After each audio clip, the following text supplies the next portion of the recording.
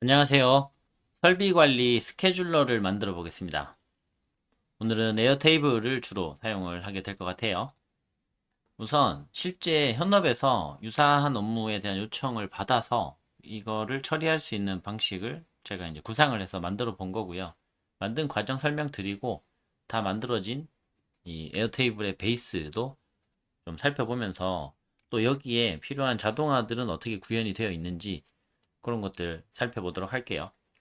우선 생산팀이라든가 현업에 있는 많은 사람들이 요런 설비에 좀 고장이 난 것 같으니까 좀 수리 좀 해주세요. 이런 긴급한 요청을 보내거나 또는 설비마다 여기에 이 부품은 뭐 3개월에 한 번씩 교체를 해야 된다. 뭐 5개월에 한 번씩 교체해야 된다. 이런 정기적인 수리 작업이 왔을 때 그런 일정들을 다 모아가지고 한 번에 관리하고자 하는 그런 스케줄러이고요. 기존에 물론 이런 스케줄러가 있는데 입력도 불편하고 기록도 불편하고 작업 예정되어 있는 계획표 이런 걸 보는 화면도 너무 불편해가지고 직접 좀 만들고 싶다 이런 상황이었습니다. 그래서 만들어진 장면을 보면요. 여러 사람이 작업을 요청을 할 수 있고 요청한 작업이 이렇게 기록이 되는 테이블이 하나 있고요. 뭐 요청 번호, 어떤 설비에 대해서 어떤 작업이 필요하다 요청을 하면 요청이 들어온 날짜도 있고 그리고 요청한 사람이 누군지도 있고 이게 원래 예정되어 있던 계획된 수리인지 뭐 갑자기 긴급하게 요청한 그런 수리인지 표시하는 그런 필드도 있고요. 누가 작업을 할 거냐 이런 것도 이렇게 담당자가 지정이 되도록 되어 있고 그다음에 작업이 시작되어야 하는 날짜 그리고 완료되어야 하는 날짜 실제로 완료가 되었냐 이런 거를 체크하는 부분이 이렇게 들어가 있습니다. 그리고 이제 우리 회사에 있는 다양한 설비들의 목록이 이렇게 준비가 되어 있고 어떤 설비에 어떤 작업 요청이 이렇게 연결이 되어 있죠. 이거는 이제 설비에서 지정을 한 게 아니라 이쪽 작업 요청 쪽에서 요청을 하면서 어 어떤 설비에 수리가 필요합니까? 라고 이렇게 펌프 012 요거를 선택을 하면 이쪽 설비 펌프 012에는 자동으로 1번 작업 요청이 이렇게 연결이 되는 그런 관계형 데이터베이스의 특징이죠. 그래서 요청만 착착착 잘 쌓으면 이렇게 설비별로 어떤 요청들이 있었다라는 거는 자동으로 연결이 되어서 집계가 되는 거고요. 요 요청들을 이런 롤업이라는 적당한 함수들을 써가지고 총 몇 건의 요청이 있었다. 이런 것들을 여기다 적어 놓을 수 있고요. 좀 더 복잡하게 구상을 하면은 요청 온 거 중에서 이미 완료가 된 누적으로 요청 처리 완료된 작업 건수, 그 다음에 아직 완료가 안 돼서 현재 진행 중인 작업 건수 이런 것들을 구분을 할 수도 있겠죠. 지금은 전체 요청 건수만 세놨습니다. 그 다음에 작업자들의 목록이 있고요. 네, 어느 소속에 어떤 사람들이 담당이고 요 작업 요청을 할 때 요 작업자라고 되어 있는 요 부분은 이 작업자라는 테이블, 링크 투 작업자죠. 그래서 이 작업자로 이미 등록이 되어 있는 사람 중에서만 고를 수 있습니다. 이런 기능을 이 관계를 구성을 해놓고 요거 고르는 거는 이 작업을 요청하는 사람이 누구누구 여기 뭐 한지민 님이 와서 우리 라인 작업 좀 해주시면 좋겠습니다. 이렇게 고르게 할 수도 있고 아니면 이제 현업에서 요청하시는 분들은 어떤 담당자가 적임자인지 잘 모르실 수 있으니까 요청은 그냥 해놓으면 관리자가 들어와서 이거는 이제 한지민 씨가 담당하기로 합시다. 이거는 뭐 박찬원 씨가 담당하기로 합시다. 이렇게 관리자가 여기서 지정을 할 수도 있겠죠. 마찬가지로 이렇게 담당자별로 지정을 하면은 어느 작업 요청이 어느 담당자에게 배정이 되었는지가 연결이 되어 있으니까 여기 작업자 탭에 가보면 이렇게 연결된 작업 요청들이 이렇게 뜨고요. 그 중에서 롤업이라는 함수를 써서 작업 요청의 개수를 세긴 세는데 요 작업 요청 테이블에서 완료 여부에 체크가 안 돼 있는 비어 있는 것만 한정을 해서 조건부로 이렇게 셉니다. 그러면 이렇게 현재 미완료 작업이 몇 개다 이런 식으로 표시가 되는 거죠. 그리고 이 미완료 작업 3개가 어떤 설비에 대한 작업이 지금 남아 있는 거냐 이러면 이제 펌프 011, 뭐 로더 005, 컨베이어 022 요거에 대한 작업이 아직 미완료로 남아 있다. 이런 현황들이 집계가 되겠고요. 요청자는 이렇게 DB를 만들어서 여기에 있는 분들만 요청을 하실 수 있도록 한정을 할 수도 있겠고요. 누가 몇 건 어떤 요청들을 했는지 이런 식으로 연결이 다 되어 있기 때문에 편하게 볼 수 있는 시스템이 되겠습니다. 이렇게 안 할 수도 있죠. 여기 작업 요청에서 요청자라는 필드에서 지금 이제 다른 테이블을 링크하도록 요청자라는 등록되어 있는 사람만 선택 가능하도록 이렇게 해놨는데 이렇게 안 하고 이걸 그냥 뭐 싱글 라인 텍스트 아무 글자나 쓸 수 있게 또는 싱글 셀렉트해서 간편하게 등록되어 있는 사람 중에 아무나 할 수 있게끔 이런 식으로 해주면 여기가 이제 무제한의 인원이 되니까 그런 경우에는 누구라도 다 요청을 할 수 있게 한다. 그러면 요 요청자 테이블은 없어지면 되고 여기에 그냥 바로 이름이 써지도록 하면 되겠죠. 네, 이렇게 생긴 테이블이고요. 그래서 이게 전체 작업 요청이 모두 다 표시가 되어 있는 보기 화면인 거고 이 중에서 필터를 걸어서 똑같은 데이터인데 이렇게 완료 여부가 비어 있는 것만 필터를 걸면은 지금 보이는 요 10개는 미완료인 거죠. 미완료. 여기 맨 끝에 완료 여부라는 필드가 있는데 여기에 체크가 안 되어 있는 비어 있는 이 미완료 작업들만 보여주는 화면이 되겠고 여기에 그룹 같은 거 걸어서 이 요청자 이름이 있죠. 요청자. 이렇게 요청자별로 그룹을 하면은 지금 미완료 작업 10개인데 그 중에 여기 요청자 2024-003 그게 박지영 님이죠. 박지영 님이 미완료 3개 있고 최다은 님이 이렇게 2개, 장민호 둘, 정우성 하나, 오승현 하나, 배수진 하나 요청하신 사람별로도 이렇게 할 수도 있고요. 요청자별로 그룹핑을 안 하고 작업자별로도 할 수 있겠죠. 작업자별로 그룹핑을 하면은 우리 관리자 중에서 작업자 이름이 여기 어디 갔지? 여기 있네 여기. 이름이 안 나오고 여기 번호가 나왔네요. 여기 작업자의 번호만 나와서 헷갈리면은 옆에 뒤에다가 필드 하나 더 만들어서 룩업 필드를 만들어서 요 작업자의 이름이 나오도록 해주면 됩니다. 이게 김민수 님이네요. 김민수 님이 작업해야 되는 게 이렇게 3개가 남아 있고요. 그 다음에 2024-002 이지훈. 네, 이지훈 님이 해야 되는 작업이 3개 남아 있고 2개, 1개, 1개 이렇게 남아 있다. 이런 식으로 그룹으로 보기도 편하죠. 그룹을 삭제를 하면 이렇게 없어집니다. 그리고 이 똑같은 데이터를 지금 데이터 필드에 시작 날짜와 완료 날짜가 있기 때문에 이런 걸 달력에 표시할 수 있습니다. 그래서 작업 스케줄이라는 이런 달력 보기를 통해서 어느 날짜에 어느 라인에 어떤 작업이 남아 있다 이렇게 펼쳐지고 있고요. 뭐 예를 들면 여기 크레인 034 작업 뭐가 남아 있는지 눌러보면은 요때 시작을 해야 되고 요 설비고 요런 요청을 받았고 요청한 사람 누구고 이런 게 있어야 이제 담당자가 이 요청하신 분한테 전화를 할 수 있겠죠. 요 현황판을 보면서 전화해서 지금 작업하러 갈 건데 준비되셨습니까? 뭐 이런 거. 네. 다음에 작업자 누군지 이것도 나오고 완료 요청을 받은 날짜, 완료 예정 일자죠. 이런 것도 나오니까 요 날짜 안에 작업을 완료해야겠다. 이런 것들도 보게 되죠. 이런 거를 뷰라고 하고요.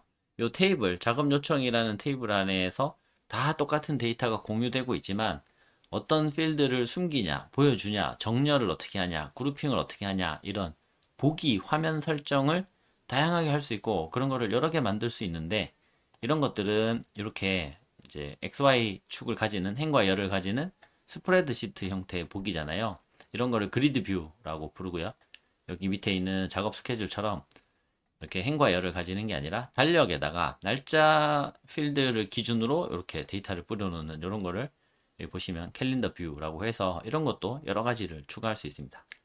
이미지 필드가 있으면 그 이미지를 위주로 보여주는 갤러리 필드 이런 것도 갤러리 뷰 이런 것도 만들 수 있고요. 이제 칸반 방식으로도 할 수 있고 타임라인 방식, 리스트 방식, 간트 방식 여러 가지 타입으로 뷰를 만들어낼 수 있습니다.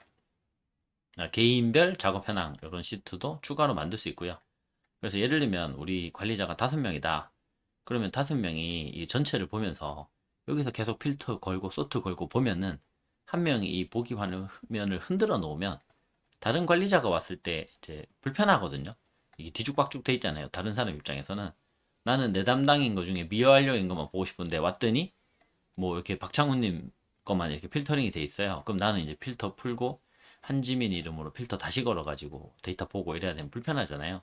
그러면 이제 뷰를 막 추가해가지고 여기 박창훈 뷰, 한지민 뷰 이런 식으로 여러 개 만들고 개인들은 자기 것만 보면 되거든요. 자기 뷰는 마음껏 자기가 보고 싶은 그런 세팅된 화면으로 보시면 이 전체 데이터를 흔들지 않으면서 각자 이제 편하게 볼 수 있는 이런 기능인 거죠.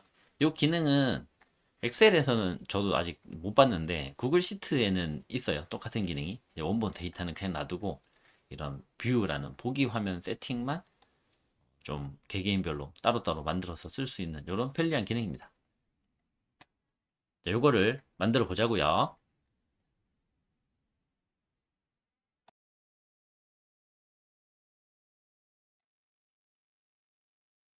자, 이렇게 생긴 설비 관리 스케줄러였습니다. 자, 그래서 이 프로젝트의 목적은 이런 설비 보수 점검 일정 관리 이런 것들을 여러 사람이 공동 작업하면서 공유도 좀 쉽게 하고 가능하면 모바일로, 왜냐면 이제 작업자분들이 현장을 많이 가니까 이게 노트북을 들고 다니는 게 아니니까 현장을 가면서도 좀 일정을 체크하고 또 돌아오는 길에 작업 완료 표시도 좀 하고 이렇게 하면 이제 안 까먹고 너무 좋으니까 모바일 화면도 좀 있으면 좋겠다. 그런 면에서 또 에어테이블이 잘 어울리죠.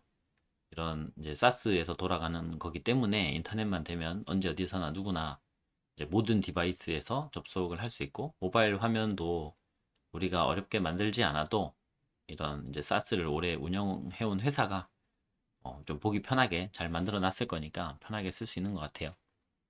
그래서 앱을 직접 만들어 쓰는 것도 방법인데 이제 당연히 코딩을 해야 되고 또 이제 큰 기기에서 봤을 때 작은 기기에서 봤을 때 이렇게 보이는 반응형 뷰 이런 것도 다 해야 되니까 되게 복잡한데 잘 만들어진 적절한 사스 툴, 노코드 툴 이런 것들을 좀 많이 알고 그 중에 적당한 걸 골라 쓰는 거는 자동화를 좀 쉽게 빨리빨리 할 수 있는 굉장히 좋은 방법인 것 같아요. 여기가 기존에 이제 불편함들이 있었고요. 그래서 목표는 좀 직관적인 대시보드가 가능하고 캘린더 형태의 스케줄러가 됐으면 좋겠다. 그리고 투입 인원, 계획, 완료 여부 이런 것들을 표시하는 기능도 있으면 좋겠다. 이런 목표를 가지고 시작했고요. 기존에는 돌발술이 좀 급하게 뭐 라인에서 설비가 좀 고장이 났다. 그럼 이제 카톡이나 전화로 담당자한테 자기가 알고 있는 담당자한테 연락이 오면은 담당자 분이 급히 현장을 가서 수리 업무를 하시고요. 다 한 다음에 이런 수리합니다. 등록도 하고 다 끝났습니다. 이제 뭐 마감 잘 됐습니다. 등록도 하고 이런 식으로 진행이 되었다는 거죠. 이번에 새로워지는 방식에서는 돌발 수리 같은 것도 이제 현장에서 요청을 하시는 분들이 이제 앱으로 또는 이제 정해져 있는 사이트 URL로 탁 접속을 해서 이거 돌발 수리 발생했습니다. 어느 설비에 어떤 작업 필요합니다. 이런 거를 바로바로 신청할 수 있게끔 그런 인터페이스 요것도 됐으면 좋겠다라는 거고요. 설비에 대해서는 설비군, 설비명, 부품명, 요청 내용, 그다음 시간, 요청을 하신 시간 이런 이력들도 관리가 됐으면 좋겠다. 그래야 이제 뭐 요청 받은 지 오래됐는데 왜 아직 작업이 시작이 안 됐지? 뭐 이런 거라든가 또는 뭐 요청을 한 거냐 안 한 거냐 이거는 뭐 이런 것들을 관리를 할 수 있겠죠. 요청이 완료된 날짜 이런 것도 체크가 됐으면 좋겠고 요청이 접수되면 이 시스템에 있는 DB에만 업데이트 되는 게 아니라 그 지정된 사용자, 뭐 한두 명의 관리자 또는 그 요청이 작업이 배정이 됐습니다. 뭐 한지민님이 이 작업을 하는 걸로 합시다. 이렇게 배정이 됐을 때 그 한지민님한테 뭐 문자나 카톡이나 이메일로 알람이 좀 갔으면 좋겠다. 네, 이런 기능도 있으면 좋겠다라는 거고요. 그다음에 계획 수리냐, 그런 업무 담당자별로 배정 이런 걸 할 수 있어야 된다. 그렇죠. 담당자를 배정하는 이런 게 필요하다. 돌발 수리, 계획 수리 이렇게 두 가지 유형이 있는데 그 두 개 다 캘린더에다가 표시가 좀 되면 좋겠고 캘린더에서 탁 찍으면 뭔가 좀 조금 더 자세한 정보 그런 게 좀 표시가 되면 좋겠다라는 겁니다. 네, 요청 내용의 조치가 완료되면 입력자 이건 이제 요청자죠. 요청하신 분한테 요청하신 거 잘 됐습니다. 라고 좀 알려주고요. 알림 회신. 이것도 이제 이메일 같은 걸로 알려주고 캘린더에다가도 이거는 완료된 작업이다. 이런 식으로 표시되면 좋겠고 완료되면은 색깔이 변하면 좋겠다. 라는 거죠. 자, 이렇게 니즈를 파악을 해가지고 자동화를 한 과정을 설명을 드릴게요. 어떻게 했냐면 우선 툴 선택을 저는 에어테이블로 선택을 했습니다. 왜냐? 이런 수리 요청을 한 현황도 볼 수 있어야 되고 그리고 이미 수리가 완료된 과거의 이력 이런 것도 볼 수 있어야겠죠. 왜냐하면 설비 수리라는 게 데이터를 잘 수집을 해놔야 나중에 어느 라인에 어느 부품은 뭐 얼마마다 고장이 난다. 그러니까 앞으로 계획 수리를 기존보다 뭐 더 자주 하자 또는 요거는 그렇게 자주 수리 안 해도 고장이 잘 안 나더라. 이런 것들을 알 수 있기 때문에 그다음에 이제 수리에 필요한 이제 부품, 자재 이런 것도 재고를 얼마나 가지고 있어야 되냐 이런 정보에 다 필요하겠죠. 그래서 좀 완전한 데이터베이스의 기능을 좀 해줄 필요가 있다. 이런 판단에 에어테이블이 딱 적임자다. 이런 생각이 들었고요. 또 다수의 요청자한테 어느 설비에 어떤 수리 해주세요 이런 요청을 받으려면 이제 데이터 인풋을 받는 그 인터페이스 기능이 있어야 되잖아요. 전형적인 게 구글 폼이나 이런 건데 에어테이블은 구글 폼 연동을 할 수도 있지만 이제 업무 자동화, 뭐 메이크나 제피어 이런 툴로 연결할 수도 있지만 그냥 자체적으로 폼 기능이 있으니까 그걸로 하는 것도 괜찮겠다 싶어서 역시나 더 에어테이블이 적임자라고 판단이 되고요. 수리 계획을 보여주는 캘린더 뷰 기능도 있기 때문에 에어테이블이 좋았고 수리 요청이 접수됐을 때 알림 이메일을 보내거나 또는 수리 조치가 완료됐을 때 요청자한테 알림을 보내는 이런 이메일 자동화 이런 연동도 에어테이블이 굉장히 잘 돼 있죠. 에어테이블에 제가 생각하는 가장 큰 장점 중에 하나가 엄청나게 많은 다른 노코드 툴, 다른 사스 툴과 연동이 굉장히 잘 되어 있다. 그들의 데이터를 받아와서 에어테이블에 이제 기록을 해놓거나 또는 에어테이블에 있는 데이터를 빼내서 다른 사스 툴에게 보내주거나 이런 연동의 가능성이 엄청 잘 돼 있어요. 그래서 이제 나중에라도 추가로 이것도 자동화되면 좋겠다 이런 일이 생겼을 때 덧붙이기가 엄청 편한 거죠. 만약에 우리가 정말 순수 코딩을 통해서 어떤 웹앱을 만들어 놨으면은 나중에 기능 하나 덧붙이려 그러면 그 기능을 해주는 코딩을 완전히 새로 해야 되고 그렇게 새로 한 코딩이 기존에 있던 코드와 충돌이 나는지 아닌지 그걸 또 확인도 하고 검증도 해야 돼서 꽤 복잡하거든요. 그런 면에서 이런 완성도 높은 노코드 툴이 참 매력적인 것 같아요. 자, 그럼 에어테이블 DB를 구축하는 체계적인 프로세스를 한번 플로우 차트로 그렸는데 이거 제가 그린 건 아니고 여기 노션 AI한테 그려달라 했고요. 노션 AI에 초안 생성 기능이 있는데 그 중에서 여기 글쓰기에서 플로우 차트 만들기 여기다가 이걸 써달라 그랬어요. 에어테이블 DB 구축 프로세스를. 제가 여기 이 페이지에 노션 페이지에 다른 글을 다 쓴 다음에 맨 마지막에 이걸 시켰거든요. 그래서 그런지 아마 제가 여기 쓴 글 내용을 감안해가지고 플로우 차트를 그려준 것 같아요. 너무 잘 썼네요. 이렇게 순서가 뭐 완벽합니다. 데이터베이스를 어떻게 할 건지 기획을 하고 요 테이블은 요 에어 테이블에 있는 요거를 말하죠. 요 각각을 테이블이라 부르고 요 테이블이 합쳐져 있는 이 전체 테이블들의 집합 이거를 베이스라고 부릅니다. 엑셀로 치면은 이게 탭이죠. 탭이라는 말이 이제 테이블 같은 말이고 엑셀로 치면 이게 이제 하나의 엑셀 파일인 건데 그 파일의 수준에 해당되는 게 에어테이블에서는 이제 베이스라고 부릅니다. 하나의 베이스 안에는 테이블이 여러 개가 있고 이 테이블들은 서로 떨어져 있는 게 아니라 어떤 필드는 테이블 간에 연결이 되어 있다. 예를 들면 요청자 이렇게 찍어 보면은 작업 요청에서 요청자라는 값은 제가 여기 2024-010 이렇게 글자를 써놓은 게 아니라 링크 투 요청자 해서 다른 테이블에 있는 이 요청자 테이블에 있는 값을 선택을 한 거죠. 선택을. 그래서 여기는 하나만 고를 수 있게 돼 있어 가지고 여기 새로 하나 만들어서 누구를 선택할지 플러스를 눌러 보면은 이렇게 값들이 뜨는데 이거는 어디서 뜨는 거냐? 여기 요청자 테이블에 있는 값들이 뜨는 거죠. 이렇게 테이블들이 서로 연결이 되어 있다. 그게 관계형 데이터베이스의 특징이 되겠습니다. 그래서 테이블 각각을 어떤 식으로 서로 관계를 설정을 할 건지 링크를 시킬 건지 이런 생각을 좀 하고요. 그 다음에 이제 테이블을 만듭니다. 작업 요청 테이블, 설비 테이블, 작업자 테이블, 요청자 테이블 이렇게 만들고요. 작업자 테이블이 꼭 있어야 되냐? 작업자별로 몇 건을 했는지, 뭐는 완료됐고, 뭐는 미완료 상태로 남아있는지, 이런 식으로 작업자별로 데이터의 현황의 관리를 할 거면 작업자 테이블을 따로 만드는 게 맞습니다. 그래야 거기로 관계에 의해서 그쪽에 데이터가 모이고, 그거를 우리가 특정 데이터를 찾아내는 룩업이나 또는 그렇게 조건에 해당되는 데이터를 찾아서 합계를 하고 평균을 구하고 이런 식의 연산을 하는 이제 롤업이나 이런 기능들을 함수들을 이용해서 데이터를 뽑아낼 수 있거든요. 몇 개의 작업을 완료했고 몇 개가 남았고 이런 것들. 마찬가지로 요청자별로 누가 몇 개 요청했는지, 요청한 거 중에 몇 개 남았는지 이런 데이터를 뽑을 거면 요청자 테이블이 따로 있어야 되고요. 그게 아니라 그냥 단순히 연락만 하면 되니까 요청한 사람이 누구고 그 사람의 전화번호가 뭔지 그것만 남기면 된다. 우리는 요청자별로 누가 얼마나 자주 요청했는지까지 분석은 필요 없다.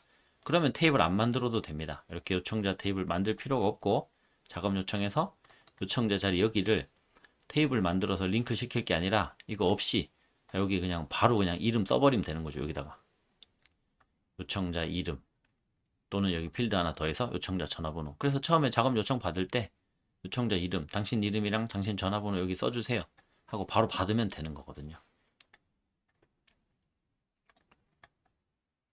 자, 그렇게 해서 필요한 테이블들을 각각 만들고 필드에 대한 설정을 해야겠죠? 요 각각 필드가 이게 날짜 필드다, 이거는 링크다, 이거는 이름이고, 이거는 계획 수리, 돌발 수리 둘 중에 하나 선택하는 싱글 셀렉트 한 개만 선택하는 거. 여기 이제 멀티 셀렉트도 있고요. 멀티 셀렉트 하면은 여러 개가 있는데 그 중에 요게 첫 번째, 세 번째, 여덟 번째에 해당됩니다라고 체크해서 선택하는 그런 거고. 전화번호 서식도 있고요. 어떤 서식들이 있는지 보면은 요건데 싱글 라인 텍스트 한 줄로 되어 있는 문자열이고요. 롱 텍스트 여러 줄 입력 가능한 문자열이고요. 어태치먼트 파일 첨부 PDF 파일 첨부한다거나 뭐 이미지 파일 첨부한다거나 그런 거 파일 첨부하는 필드고 체크박스 true false로 처리되는 이제 체크하고 말고 하는 체크박스 필드도 있고 멀티플 셀렉트 싱글 셀렉트 설명 드렸고 유저 이 에어테이블 이 데이터베이스 워크스페이스를 공유하는 다른 유저들의 아이디 고유값을 불러오는 그런 기능이고요. 데이트 날짜, 폰 번호, 이메일 주소, URL 주소, 넘버, 숫자 필드, 커런시, 화폐 단위, 퍼센트, 듀레이션 이건 이제 시간의 기간이죠. 어, 1분 30초 이렇게 썼을 때 듀레이션 해놓으면 1분 30초인 거고 데이트 날짜로 해놓으면 그건 1분 30초가 아니라 이제 새벽 00시 01분 030초라는 그 시각이 되는 거죠. 그거를 이제 타임으로 처리하면 그게 아니라 이 듀레이션은 뭐 이런 작업을 하는데 5분 30초가 걸릴 것 같다. 뭐 또는 5일이 걸릴 것 같다. 이런 것들을 표시하는 게 듀레이션입니다. 레이팅 별점 주는 거 포뮬러는 정해져 있는 값이 아니라 다른 필드에 있는 값들을 곱하기, 나누기, 더하기 이런 연산을 해서 만들어내는 그런 값이고요. 카운트 엑셀에 있던 그 카운트 함수고 룩업은 다른 테이블에 있는 값을 찾아서 가져와서 불러오는 룩업이고요.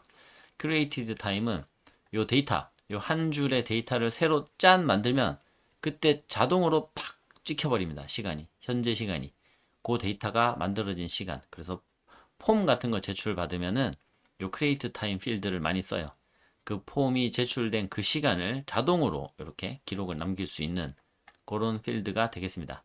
last modified time 그 필드 값이 마지막 업데이트한 게 언제냐라는 값이고 이렇게 해놓고 담당자 바꾸면 여기 last modified time이라고 되어 있는 필드는 자동으로 내가 담당자를 변경해버린 지금 이 순간의 시각으로 바뀌는 거죠. 그래서 최종 수정한 게 언제냐 이런 개념을 이제 모니터링 할 수 있는 그런 기능 필드가 되겠습니다.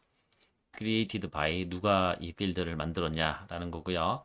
오토 넘버는 자동으로 시리얼 번호를 이렇게 1, 2, 3, 4, 5, 6 쭉쭉쭉 자동 삽입해주는 그런 기능 바코드도 되고 버튼도 되고 이런 다양한 필드들이 있습니다.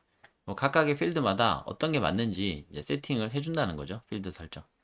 그 다음에 테이블 간의 연결, link to라고 되어 있던 그 부분을 이용해서 link to 다른 테이블 요걸 이용해 가지고 연결 설정을 해주는 겁니다.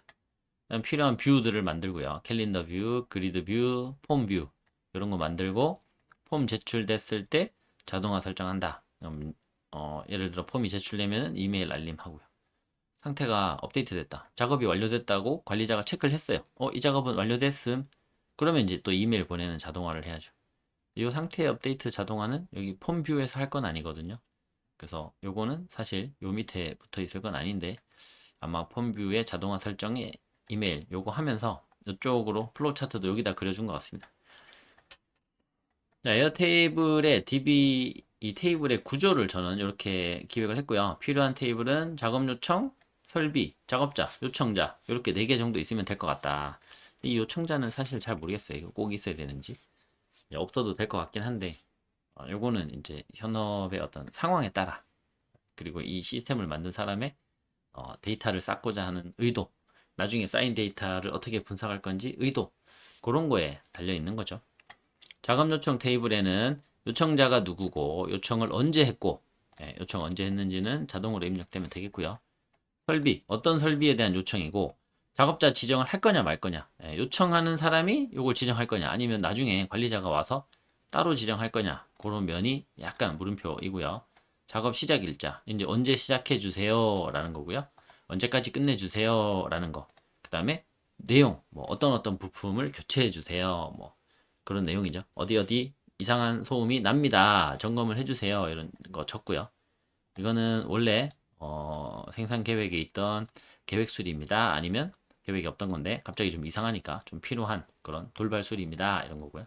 작업 완료 여부 체크할 수 있는 필드가 있어야겠죠. 이거를 관리자가 업데이트 할지 또는 그 현장 작업을 직접 한 작업자가 업데이트 할지 그거도 약간 애매하지만 어쨌든 작업 완료했다 안 했다를 체크하는 필드가 있어야겠습니다. 설비 테이블은 설비 관리하는 데 필요한 정보 다 넣으면 되죠. 설비군, 설비명, 부품명 이런 필드 넣어주고요. 그 다음에 설비별로 지금 현재 미완료된 작업이 어느 정도 있다, 이런 거는 좀 같이 표현을 해줘야 될 것 같아요. 이거는 롤업을 이용해서 구현을 해야 되고요. 그다음에 작업자 필드에는 뭐 개인정보들 4번 이름, 소속, 전체 작업 현황, 그 다음에 아직 이제 덜 끝난 거 미완료 작업 현황, 역시나 이제 룩업, 롤업 이런 걸로 작성이 자동으로 완성이 돼야겠습니다. 그러면 요청자 테이블에는 요청 현황, 그 다음에 본인이 요청한 것 중에서 미완료된 거 현황 이런 게 볼 수 있죠. 그래서 요청자를 위한 UI 같은 것도 만들어 줄 수도 있죠. 딱 그 링크 타고 들어와 접속해 보시면 본인이 요청한 거 목록이 쫙 뜨고 그 중에 완료된 거는 완료돼 있고 미완료된 거는 이제 완료 예정 일자가 언젠지 그런 것들을 스스로 좀 모니터링을 하실 수 있게끔 구현을 해드릴 수 있겠죠. 이게 사실 요청하신 분 입장에서도 전화해서 요청을 했는데 한 일주일이 지났어요. 그래서 작업 예정일이 내일입니다. 그러면 좀 궁금하잖아요. 그래서 내일 오시는 거야, 안 오시는 거야? 안 까먹으셨나? 이런 게 좀 걱정될 수 있잖아요. 그래서 전화해가지고 내일 4시에 교체 작업인 거 아시죠? 오실 거죠? 이렇게 작업자한테 전화할 수 있잖아요. 그런 게 또 번거로울 수 있으니까 시스템에 접속이 가능하시면 딱 접속해보면 내일 4시에 자기 요청 그 작업이 처리될 예정으로 딱 떠 있으면 아, 이 누락 안 됐네. 여기 잘 적혀 있네. 오시겠네. 이렇게 안심할 수 있으니까. 그러면 사실 작업자나 관리자 입장에서는 이제 그런 확인 전화 안 받아도 되잖아요. 이 일이 줄어들겠죠. 네. 이런 확인 전화가 또 귀찮은 게 작업자가 이제 여러 명인데 뭐 1, 2, 3, 4, 5 있다고 했을 때 3번이 가기로 예정돼 있는데 요청자가 전화해가지고 3번 내일 4시에 오시는 거 맞죠? 그분 이랬는데 이제 딴 사람이 전화 받았잖아요. 그러면 이제 뭐 메모 남겨드릴게요. 연락드리라고 할게요. 제가 물어볼게요. 아니면 이제 직접 전화해보세요. 이러면서 핸드폰 번호 알려주고. 이런 게 이제 뭐 필요하니까 우리가 자연스럽게 다 하고 있는 일이긴 한데 약간 번거롭기는 하죠. 네, 이런 것들도 이런 현황 시스템이 좀 UI, UX가 잘 돼 있으면 서로 좀 편할 것 같아요. 그래서 이런 것도 잘 만들면 좋겠습니다. 자, 어떤 기획을 했는지를 설명을 드렸습니다. 여기까지는 사실 제가 이 만든 화면을 보면서 설명을 좀 드렸지만 에어테이블 텅 비어 있는 거 하나 꺼내놓고 이런 생각들을 우리가 해야 된다. 이런 부분을 강조드리고 싶고요. 그래서 이런 기준에서 자동화 툴을 어떤 걸 고를 건지 에어테이블을 골랐으면 이제 이런 순서, 적합한 순서에 따라서 차근차근 구상을 하고 무엇을 만들 것인가. 특히 에어테이블은 관계형 DB이기 때문에 제일 중요한 게 테이블을 몇 개를 만들 건지, 그 각각의 테이블에 어떤 데이터 목록을 담을 건지, 그리고 그들 사이에 어떤 관계를 설정할 건지, 하나의 테이블 안에는 어떤 정보들을 담을 건지, 그 담기는 정보가 사람이 기록을 해서 담는 게 있고, 이 관계형 DB에 의해서 자동으로 집계가 되는 것들이 있고, 그런 것들에 대한 구상을 좀 하시고 만들면 좋겠습니다. 물론 만들어 보기 전에 완벽할 수 없고 만들다 보면은 생각보다 너무 복잡해지네. 좀 줄여야겠다. 생각보다 이 기능이 함수로 구현하기가 너무 힘드네. 좀 심플화해서 바꿔야겠다. 이런 일은 당연히 생기고 만들면서 구체화하고 그런 건 맞는데요. 기획을 너무 소홀히 하고 시작하면은 만들다가 중간에 갈아엎어야 되는 일이 많이 생기고 그만큼 만드는 시간이 오래 걸리니까 어, 나름 최선을 다한 기획을 좀 자세하게 해놓고 그 다음에 착수를 하는 게 전체적으로 만드는데 소요되는 시간을 훨씬 많이 아껴줄 거라고 생각합니다.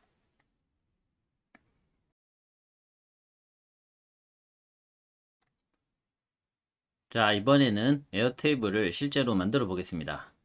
지금 이렇게 테이블 4개 만들기로 했고 각 테이블 안에 이런 필드들 넣기로 했잖아요. 요거를 기획한 내용을 잘 보면서 실제로 만들면 되겠습니다. 작업 요청, 설비, 작업자, 요청자.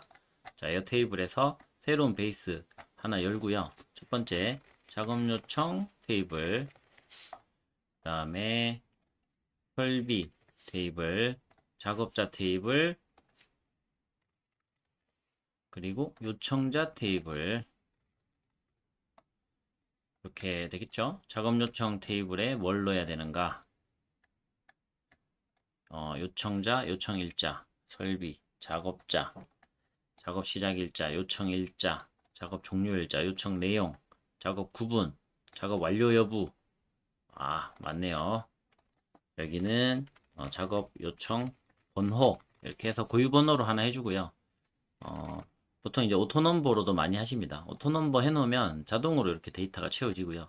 이렇게 레코드를 한 개 새로 만들면 이렇게 4번이 자동으로 적용이 되고 5, 6, 7 이렇게 되는데 한 번 이렇게 4로 넘버링이 되면 이게 고유 번호이기 때문에 이거를 이렇게 지우잖아요. 딜리트 레코드. 이 고유 번호 4번은 없어졌어요. 이게 밀리지 않고요. 이 맨 왼쪽에 있는 기본 번호는 단순히 행 넘버라서 중간중간을 지우면 여기 숫자가 바뀌고 그리고 우리가 이제 정렬을 예를 들어 사람 이름으로 정렬 바꾸면 이게 막 뒤죽박죽이 되잖아요. 그런 경우에도 맨 왼쪽에 이거는 그냥 1, 2, 3, 4, 5, 6 이렇게 되거든요. 이거는 그냥 행번호기 때문에. 근데 여기 한 번 먹여진 오토 넘버로 설정이 된 이 고유 번호는 안 바뀝니다. 정렬을 바꾸더라도 얘는 이제 1, 5, 7, 3, 6 이런 식으로 이제 유지가 돼요. 이 레코드를 따라다니는 거죠. 그래서 이제 시리얼 넘버 이런 고유값으로 쓰기에는 좀 무난해요. 작업 요청 번호 이런 거를 쓰셔도 되겠습니다. 자, 일단 누가 요청했는지 요청자를 저장을 할게요. 요청자 이걸 저장을 할 거고 요청자는 이쪽에 요청자 테이블이 따로 있으니까 나중에는 링크 투 어나더 레코드 이거 해서 요청자 테이블 선택할 건데 지금은 싱글 라인 텍스트로 해놓을게요. 지금 여기 요청자 쪽에 데이터가 아무것도 없기 때문에 이거 나중에 바꿀 거고 요청자 그다음에 요청 일자 언제 요청했느냐 요거 넣을 건데 여기에 필드 중에 created time 여기 있습니다. 자 요거 넣어 놓으면 자동으로 일단 입력이 되고요.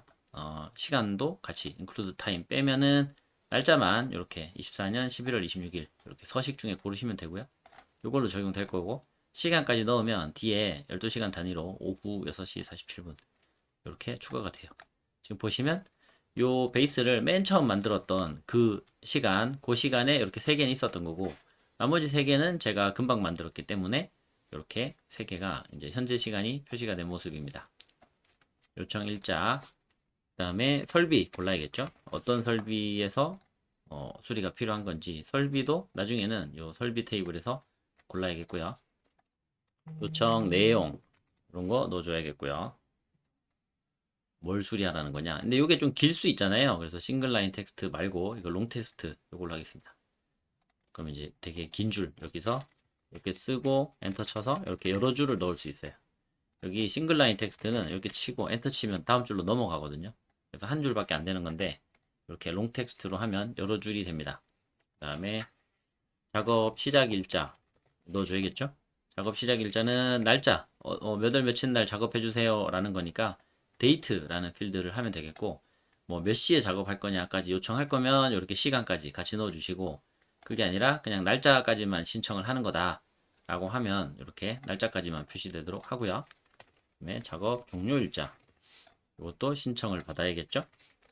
날짜 서식으로 해서 신청을 받습니다. 요청 내용, 시작 일자, 종료 일자 요청이 시작된 날짜고 어떤 설비에 어떤 작업이 필요하다 요청자 그럼 나중에 담당자 배정해야 되잖아요 작업자 요것도 나중에 요 작업자 테이블에서 선택을 할 거지만 일단은 싱글 라인 텍스트로 작업자 해놓고요. 완료 여부 있어야겠죠?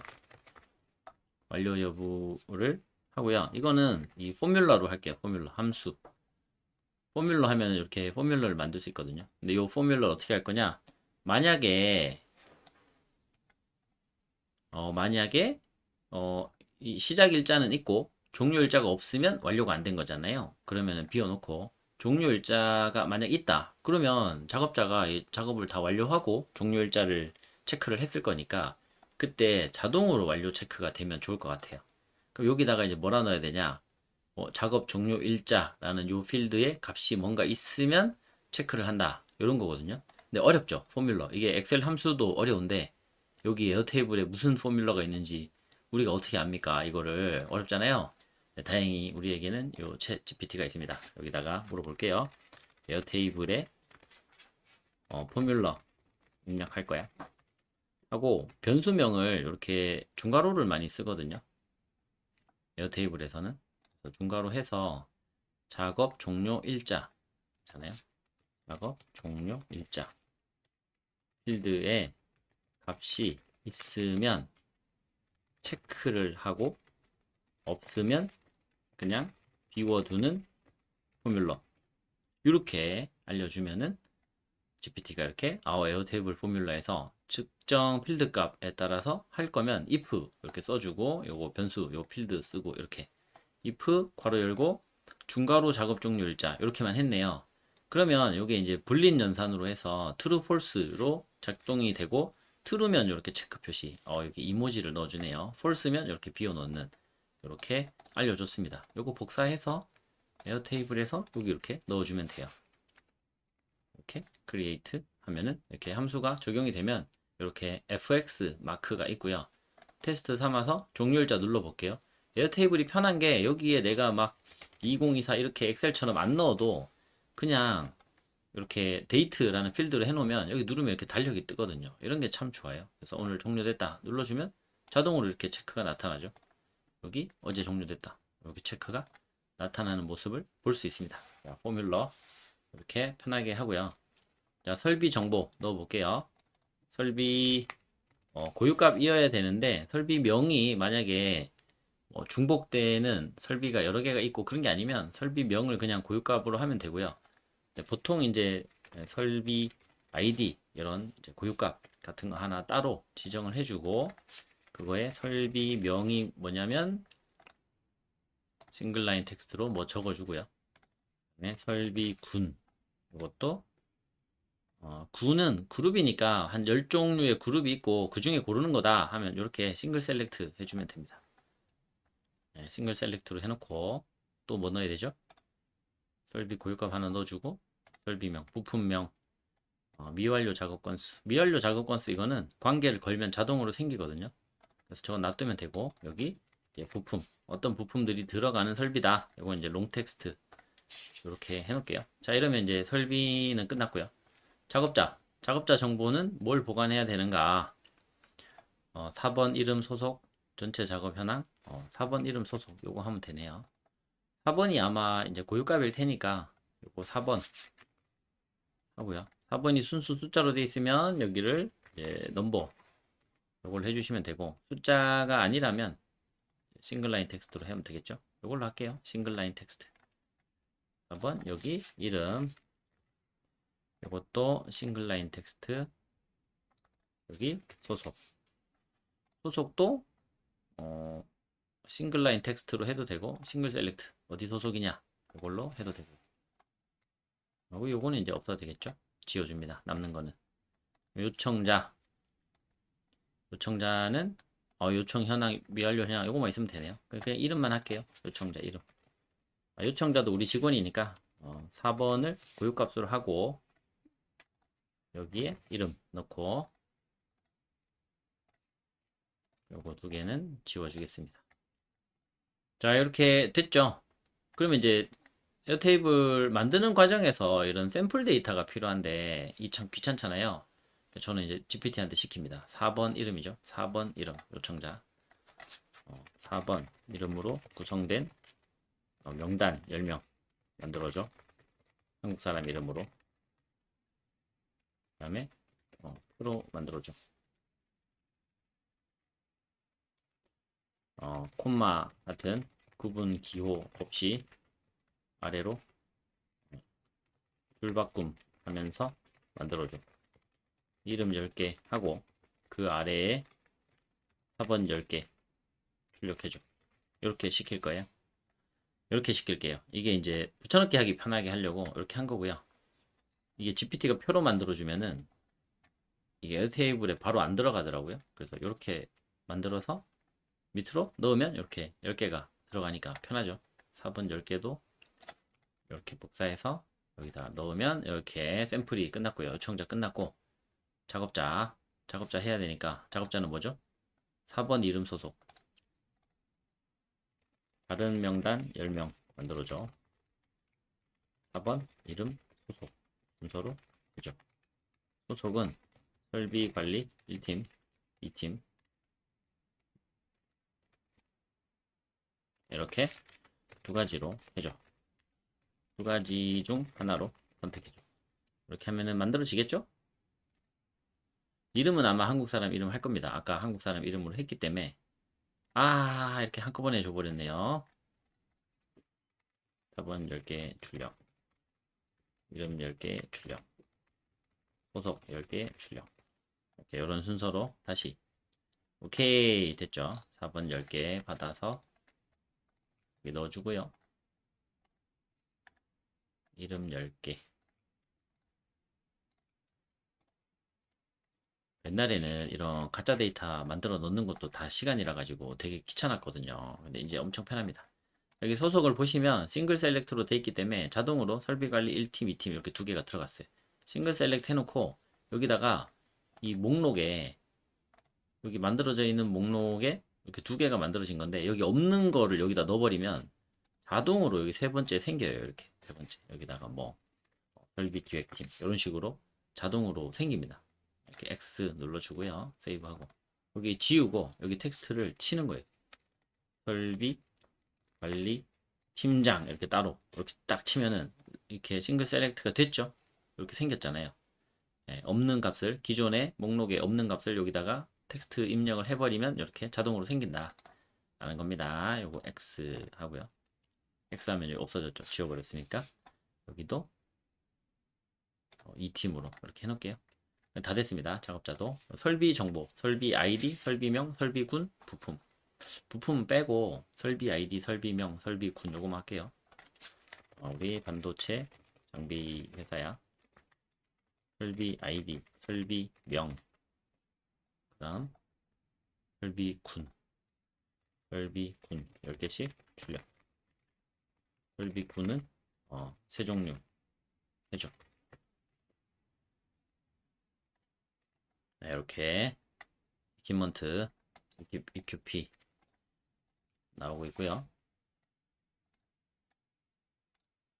H, 퍼니스, CMP, PBD, CBD 이 배경 지식을 잘 활용해가지고 그럴듯한 매핑을 안 해줬네요.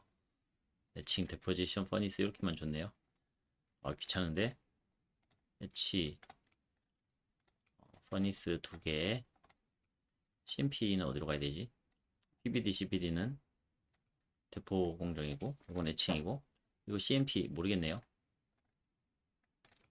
여기 대포로 넣겠습니다. 자, 이렇게 다 만들어졌죠. 그러면 이제 준비가 됐으니까 여기 작업 요청으로 돌아가서 요청자는 누구죠? 여기 요청자 중에 골라야 되죠. 이걸 골라서 이게 싱글 라인 텍스트가 아니라 link to another record 이게 되고요. 그러면 다른 레코드가 들어있는 이 탭들 중에 어느 거냐? 요청자 탭이다. 라고 하면은 요 요청자 중에서 고르게 됩니다. 멀티플 레코드. 요청자에 10명이 있잖아요. 그 10명 중에서 2명 이상을 선택하는 거를 허용을 할 거냐? 저는 이제 아니다. 무조건 한 명만 선택한다. 이렇게 하는 거고요. 세이브. 그러면 요청자를 선택을 하면 요청자 테이블에서 맨 앞에 있는 4번이 오거든요. 근데 4번만 오면은 우리가 헷갈리잖아요. 그래서 이름도 같이 끌어와라 이러면 필드 하나를 자동으로 같이 추가해요. 그럼 필드가 2개가 추가가 되죠. 이렇게 요청자를 고르는 게 있고 요청자를 고르면 이게 뜹니다. 맨 앞에 있는 고유값. 그럼 헷갈리죠. 4번만 보고는 우리가 동료의 이름을 잘 모르니까 이제 직장 동료 4번 다 못 외우니까 요 이름까지 같이 띄워주기 위해서 이렇게 룩업 필드가 자동으로 하나 생긴 거고 이 찾아보면 룩업이거든요. 여기 링크 시키면 자동으로 룩업 몇 개 같이 띄울까요? 물어보는 거고 나중에 언제든지 요것도 지워도 되고 요 자리에 룩업을 우리가 추가해서 이렇게 이름을 띄울 수 있습니다. 자, 요청자 중에서 이렇게 고르면요. 옆에 뜨죠? 이렇게 요 4번은 박지윤 씨인데 누르면 여기 이름 박지윤이 자동으로 뜹니다. 이렇게 이런 식으로 되는 거죠. 됐죠? 그럼 요것도 너무 많으니까 GPT한테 받을게요. 요청자를 요청자 목록에서 골라야 되네. 아 귀찮은데 이게 요거 4번 10개를 요청자라고 아까 말을 해줬어야 되는데 여기 이제 작업자고요. 요거는 이제 요청자인 거죠. 요거를 말해 줍시다. 아니지 이건 작업자지. 요거를 인용해서 이거는 작업자 정보야. 알려주고요. 설비 정보 알려줬고 아까 요청자 정보 어디 갔어? 이거죠 이거 맨 처음에 요거 인용해서 이거는 요청자 정보야. 자 그러면 이제 GPT 대화창이 아래 위로 쭉 요청자 10명에 대해서도 알고 작업자 10명에 대해서도 알고 설비에 대해서도 알잖아요. 네, 이제 얘한테 이제 시키면 되죠. 작업 요청 목록 작업 요청 샘플 테이블을 만들어줘. 작업 요청 30개 30개인데 뭐 받아야 됩니까? 요청자 아래로 30명 요청자 이름 중 하나를 선택해서 아래로 30줄 줄여 이렇게 하고요. 요청자 하고 그다음 이름 자동으로 나올 거고 요청 일자 이거 크리에이티드 타임이니까 이거 자동으로 다 생길 거니까 놔두고요. 설비도 골라야 되네요. 설비도 이렇게 링크 투 어나더 레코드에 설비 이렇게 멀티 링크 아니고요.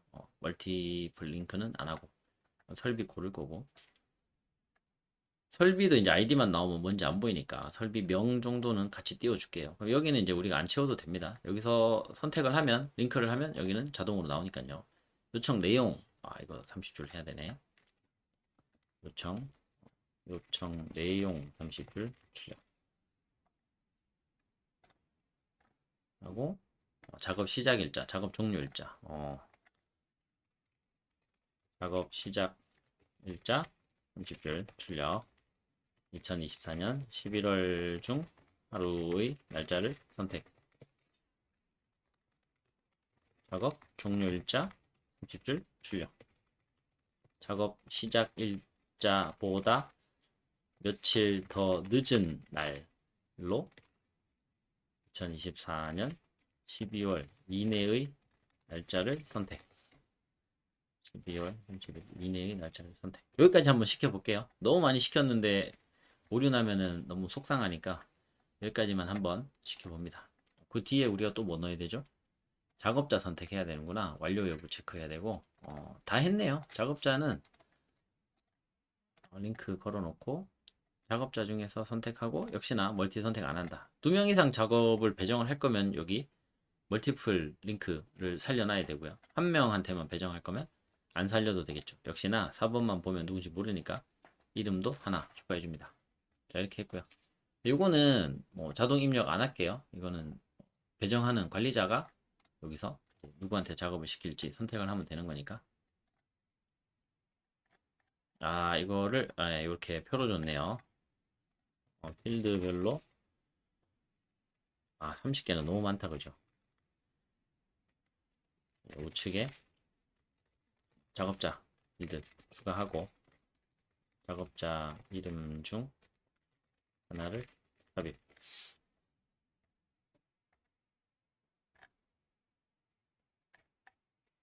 여기 워커라는 변수를 하나 추가해 가지고 이렇게 줬고요. 요거를 이제 다 넣으면 되겠죠. 이게 이제 세로로 드래그 해 가지고 안 넣어지더라고요. 30명이 이렇게 30명 드래그 해서 요청자 30명이니까 여기서 요청자 여기죠. 여기 이렇게 넣을 수 있으면 좋은데 이렇게 나옵니다. 이렇게 destination field is 아이고 여기가 아니고 여기네 여기. 그래서 이게 안 들어갑니다. 지금 제가 컨트롤 CV 눌러서 이제 상황 파악이 안 되시겠지만 이게 안 들어가요. 그냥은 안 들어가고 이거를 엑셀로 받아야 되는데 지금 제가 실수한 게 요청자를 사람 이름으로 받았네요. 근데 우리가 여기 에어테이블에서 보면 요청자를 링크로 선택하는데 이게 지금 4번이거든요. 이렇게 플러스 누르면 이렇게 4번에서 선택을 해야 돼요. 여기 이름을 넣으면 안 됩니다. 그래서 GPT한테 고칠게요. 여기 요청자 필드는 이름이 아니라 4번으로 입력해줘. 근데 요청자의 4번이 뭔지 GPT가 알고 있으니까 그걸로 하면 되겠죠. 또 뭐 바꿔야 되는 거 있나요? 작업자도 그렇네. 작업자도 여기도 요청자 작업자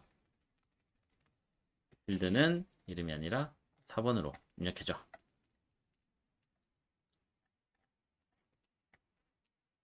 네, 이런 게 참 편한 것 같아요. GPT는 앞서 대화했던 이런 이력 데이터에 대한 인식 이런 게 다 남아 있으니까 뭔가 좀 실수하고 꼬였을 때 이렇게 금방금방 수습을 시킬 수 있어 가지고 정말 편합니다.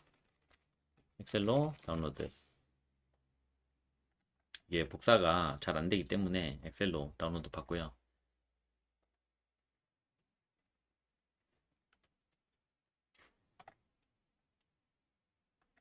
저는 지금 데이터가 뭐 10개, 30개 정도밖에 안 되니까 이렇게 엑셀로 하고 있는데 당연하게도 에어테이블도 스프레드시트처럼 생겼잖아요. 근데 여기 이제 임포트 기능 불러오기에서 엑셀에서 불러올 수 있거든요. 데이터를. 그래서 나중에 정말 대량의 정보를 기존의 엑셀에 갖고 있는 뭐 설비에 대한 정보나 뭐 작업자에 대한 이제 뭐 직업 명부 이런 정보나 이런 것들 있으시면은 여기서 이렇게 플러스 누르셔가지고 이렇게 스크래치 이 텅 비어 있는 스프레드 시트에서 시작하는 게 아니라 다른 베이스에서 가져오거나 CSV 파일로 업로드하거나 구글 시트, 엑셀 이런 파일 올리고 여기 소스가 많죠? 이런 다른 사스 노코드 툴들 이런 데서 정보 끌어올 수 있으니까 이렇게 편하게 업로드 하셔가지고 여기 DB를 만드시면 되겠습니다. 자, 엑셀에서 요청자 만큼 30명 4번을 복사를 해서 여기다가 넣어 줄게요. 이렇게 넣으면은 원래는 이 다른 필드에서 선택을 하는 링크 필드이기 때문에 텍스트를 마음대로 못 넣고 무조건 골라야 되거든요.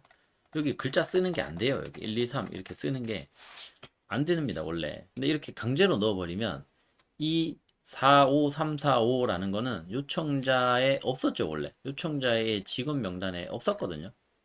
4, 5, 3, 4, 5는.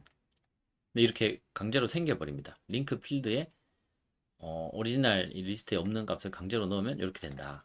이거 지우고요. 지금도 얘 지금 완전 틀렸네.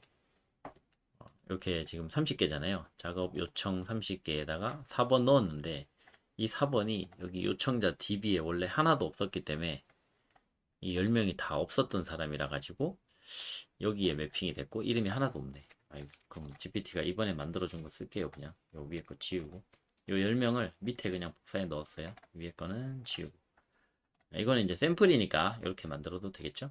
11번도 비어있는 데이터 지우고 그다음 요청자는 이렇게 4번 10명 이렇게 이름 10명 이 사람들이 요청한 개수가 이런 식으로 매핑이 됩니다. 이거는 작업 요청 이거는 우리가 만든 게 아니죠. 작업 요청에서 요청자 이름을 탁 선택을 하니까 반대로 반대 방향의 관계도 생겨가지고 이 요청자 김민수 씨가 요청한 게 뭐냐 13, 15, 27, 29 이렇게 총 5개 요청을 했다 라고 데이터가 기록이 되는 모습입니다. 그래서 요청자 넣었고요.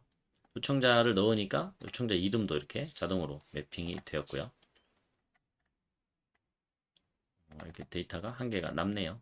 총 30개의 데이터 잘 들어왔습니다. 요청 일자는 이 created time이니까 자동으로 완성된 거고 설비 이름 넣으면 되겠네요. 설비 아이고 설비명을 안 했네. 자, 이게 요청이고요. 설비 요청령 요 자리죠. 다음에 시작 일자 작업 시작 일자를 이만큼을 여기 넣고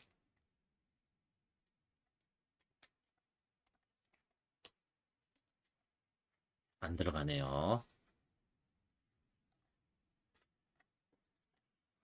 아, 이 정도는 잘 들어갈 줄 알았는데, 이거 지금 연도 다시 월 다시 일 이렇게 생겼는데 30개이고요. 네, 그쵸. 연월 일 형식이 맞기 때문에 아까 엑셀은 하이픈이고 여기는 점으로 표시되어 있지만 그래도 이제 전체적인 이 형식이 날짜 형식이 맞기 때문에 이렇게 들어가집니다. 작업 종료 일자도 복사해서 여기다가 넣으면 여기 뒤쪽에 완료는 다 자동으로 체크되겠죠. 그래서 완료 안 된 것도 좀 있다 해서 이런 식으로 좀 비워놔 볼게요. 완료된 것도 있고 안 된 것도 있고 이렇게. 작업자 만들었죠. 작업자도 이만큼 복사해서 여기 가서 작업자 4번 자리에 이렇게 넣어주면 작업자 가보면 아이고 여기도 안 맞네. 네, 이 정도 복사해서 여기 넣어주고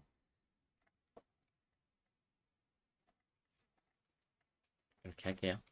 작업자랑 요청자 4번을 제가 GPT한테 반대로 알려준 것 같기도 하고 뭐 빨리빨리 진행하다 보니까 잘 모르겠네요. 아무튼 작업자, 요청자 이렇게 DB가 잘 완성이 되었고 설비 요 중에 하나를 골라야 되잖아요. 30개 작업 요청해서 이거 그냥 이렇게 10개씩 넣을게요. 이러면 이제 다 만들어졌죠. 다 만들었습니다. 에어 테이블 연결도 다 되어 있고요. 필요한 정보들 다 들어가 있고 이제 권한 배분만 잘하면 돼요. 사람들이 이제 요청을 할 수 있어야겠죠. 요청자들은 여기에 새로운 작업 요청을 넣을 수 있어야 되고 그 다음에 사람들이 신청을 할 때 누가 작업할 거냐라는 작업자 이 부분은 못 건드려야 되고요. 이거는 요 에어테이블 베이스에 접근할 수 있는 권한이 있는 관리자가 배정을 하는 거고 요청하시는 분들이 요 작업자 필드는 지정을 못 하시도록 이렇게 비워 놓으면 되겠습니다. 이런 거는 이제 입력받는 게 불가능해요. 이게 포뮬러로 돌아가는 필드는 여기에 데이터 입력을 신청할 수 있는 메뉴를 만들어도 이런 포뮬러 필드는 안 나타납니다. 자, 그러면 이제 여기 신청받는 거 표시하면 되고 작업 시작 일자 또는 종료 일자 기준으로 달력에 뿌려지는 거 하나 또 만들면 되고 그렇겠죠. 자, 이렇게 에어 테이블 4개를 다 만들었습니다.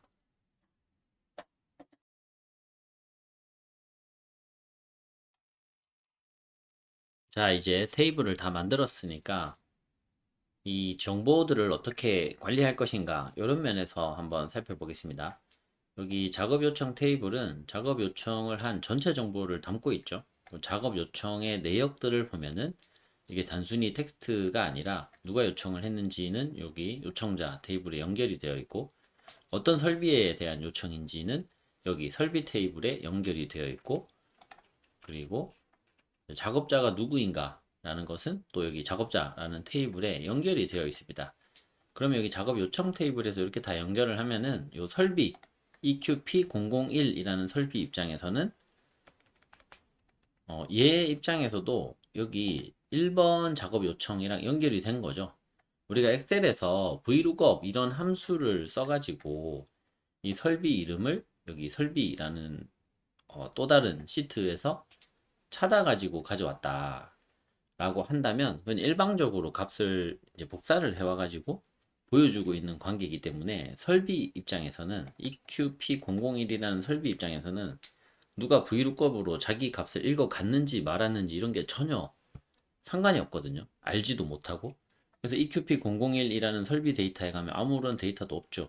하지만 이 에어테이블이라는 관계형 데이터베이스는 이렇게 어느 한쪽 테이블에서 작업 요청 테이블에서 설비를 EQP001을 선택을 하면은 이렇게 link to 설비라는 테이블에서 선택을 하면 자동으로 설비 테이블에 이 필드가 생겨요. 작업 요청이라는 필드가.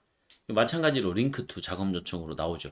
그 작업 요청 테이블은 설비랑 연결되고 설비는 반대로 이렇게 맞은편 반대 방향으로 작업 요청의 링크가 자동으로 생성이 됩니다. 그래서 1번, 12번, 22번 요 세 개의 작업 요청이 이 EQP001이라는 이 설비에 대한 작업 요청이다 라고 자동으로 이렇게 만들어진 거죠. 마찬가지로 같은 원리에 의해서 요청자가 누구냐라는 게 이렇게 link to 요청자 이렇게 선택이 되어 있기 때문에 2023-1004 김민수라는 이분이 요청했다라는 게 요 작업 요청에 기록되어 있으니까 마찬가지 요청자 테이블에 가서 2023-1004 김민수 찾아보면 이 1번 작업 요청을 이분이 했다라는 게 반대로 연결이 되어 있죠. 자, 요청자 열어보면 이렇게 자동으로 작업 요청 여기에 생겨 있고요. 링크 투 작업 요청 2023-1004 김민수 찾아보면은 여기 작업 요청이 1, 3, 15, 27, 29 이렇게 5개를 김민수라는 사람이 작업 요청을 했다라고 되어 있는 거죠.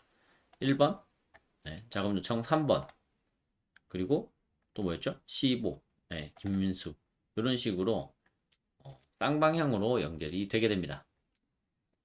자, 다음으로 뷰를 살펴볼게요. 여기 지금 디폴트로 그리드 뷰 이렇게 되어 있는데요. 작업 요청 목록, 작업 요청 전체 목록. 이래서 지금까지 누적으로 요청이 들어왔던 모든 작업 요청이 다 이렇게 있는 거고요. 만약에 내가 현황을 관리할 때 이렇게 종료되지 않은 시작 일자는 있고 종료 일자 없는 건 지금 현재 진행 중인 것들이잖아요. 미완료된 것들. 그런 것만 따로 관리를 하고 싶다. 그럼 여기 필터를 걸어가지고 add condition 눌러주고 작업 요청 일자 여기 작업 종료 일자를 선택하면 되죠. 작업 종료 일자가 어떤 상태냐? is empty 해줍니다. is empty 비어 있다. 그러면 이렇게 filtered by 작업 종료 일자 이렇게 걸리면서 여기 작업 종료 일자가 비어 있는 데이터만 이렇게 남게 됩니다. 여기 몇 개죠? 네, 여기 행번호 보면 1번부터 10번까지 총 10개죠. 이 10개의 작업 요청은 아직 미완료 상태이기 때문에 현황판으로 볼 수 있어요. 그런데 누구는 이렇게 미완료 작업 목록을 보고 싶어요. 근데 다른 사람이 접속하면 테이블이 이렇게 되어 있거든요. 근데 어떤 사람은 그저께 작업 완료했던 거 내용 다시 보고 싶다. 이러면 이 필터를 풀어야겠죠. 이걸 이렇게 삭제하면 또 전체가 나옵니다. 그래서 어제 종료된 것만 보자. 그러면 필터를 또 이렇게 걸어서 뭐 작업 종료 일자 is 정확히 뭐 오늘 이런 식으로 그러면 이제 작업 종료가 오늘 된 거 이렇게 한 건만 이렇게 나오게 되겠죠. 이러면 이제 서로 불편하잖아요. 그래서 어떻게 하느냐? 여기는 필터를 안 하고 이게 전체 데이터를 여기 다 놔두고요. 여기 이 뷰를 추가를 합니다. 이렇게 행과 열로 되어 있는 데이터 형태로 보는 뷰가 여기 그리드이고요. 그리드 뷰를 추가합니다. 2번. 그래서 이거는 작업 요청인데 미완료. 그러니까 뭐 달리 말하면 현재 진행 중인 작업만 보겠다. 이렇게 만들어서 필터해서 add condition 해서 종료 일자 is empty 여기 비어 있다. 이렇게 하면은 10개만 나오게 되죠. 여기서 보시면 여기 지금 2개가 됐는데 이게 엑셀 시트를 다 복사해서 하나 더 만든 다음에 필터를 건 거냐? 그렇지 않습니다. 그거는 데이터 자체가 복사돼서 따로따로 2개가 있는 거죠. 엑셀 시트를 복사해 가지고 필터를 걸었으면은 한쪽에 A, B라고 했을 때 A 시트에서 데이터를 삭제해도 B 시트에는 그대로 있거든요. 각각 그냥 똑같은 걸 복사하긴 했지만 각각 따로 존재하기 때문이죠. 그런데 에어 테이블에서는 이게 따로 존재하는 게 아니라 같은 데이터입니다. 같은 데이터인데 이제 무엇을 보여드릴까요? 안 보여드릴까요? 그룹화해서 보여드릴까요? 소트 정렬해서 보여드릴까요? 그것만 다른 거죠. 지금 총 10개죠. 미완료 작업이. 여기 전체 목록에서 한 개를 완료를 해볼게요. 여기 세 번째 거. 여기 3번 행에 있는 작업 요청 번호 고유값 3번인 요거를 작업을 종료 일자를 오늘 날짜로 이렇게 넣어 봅니다. 그러면 이제 종료가 돼 버렸죠. 완료 여부 체크됐고요.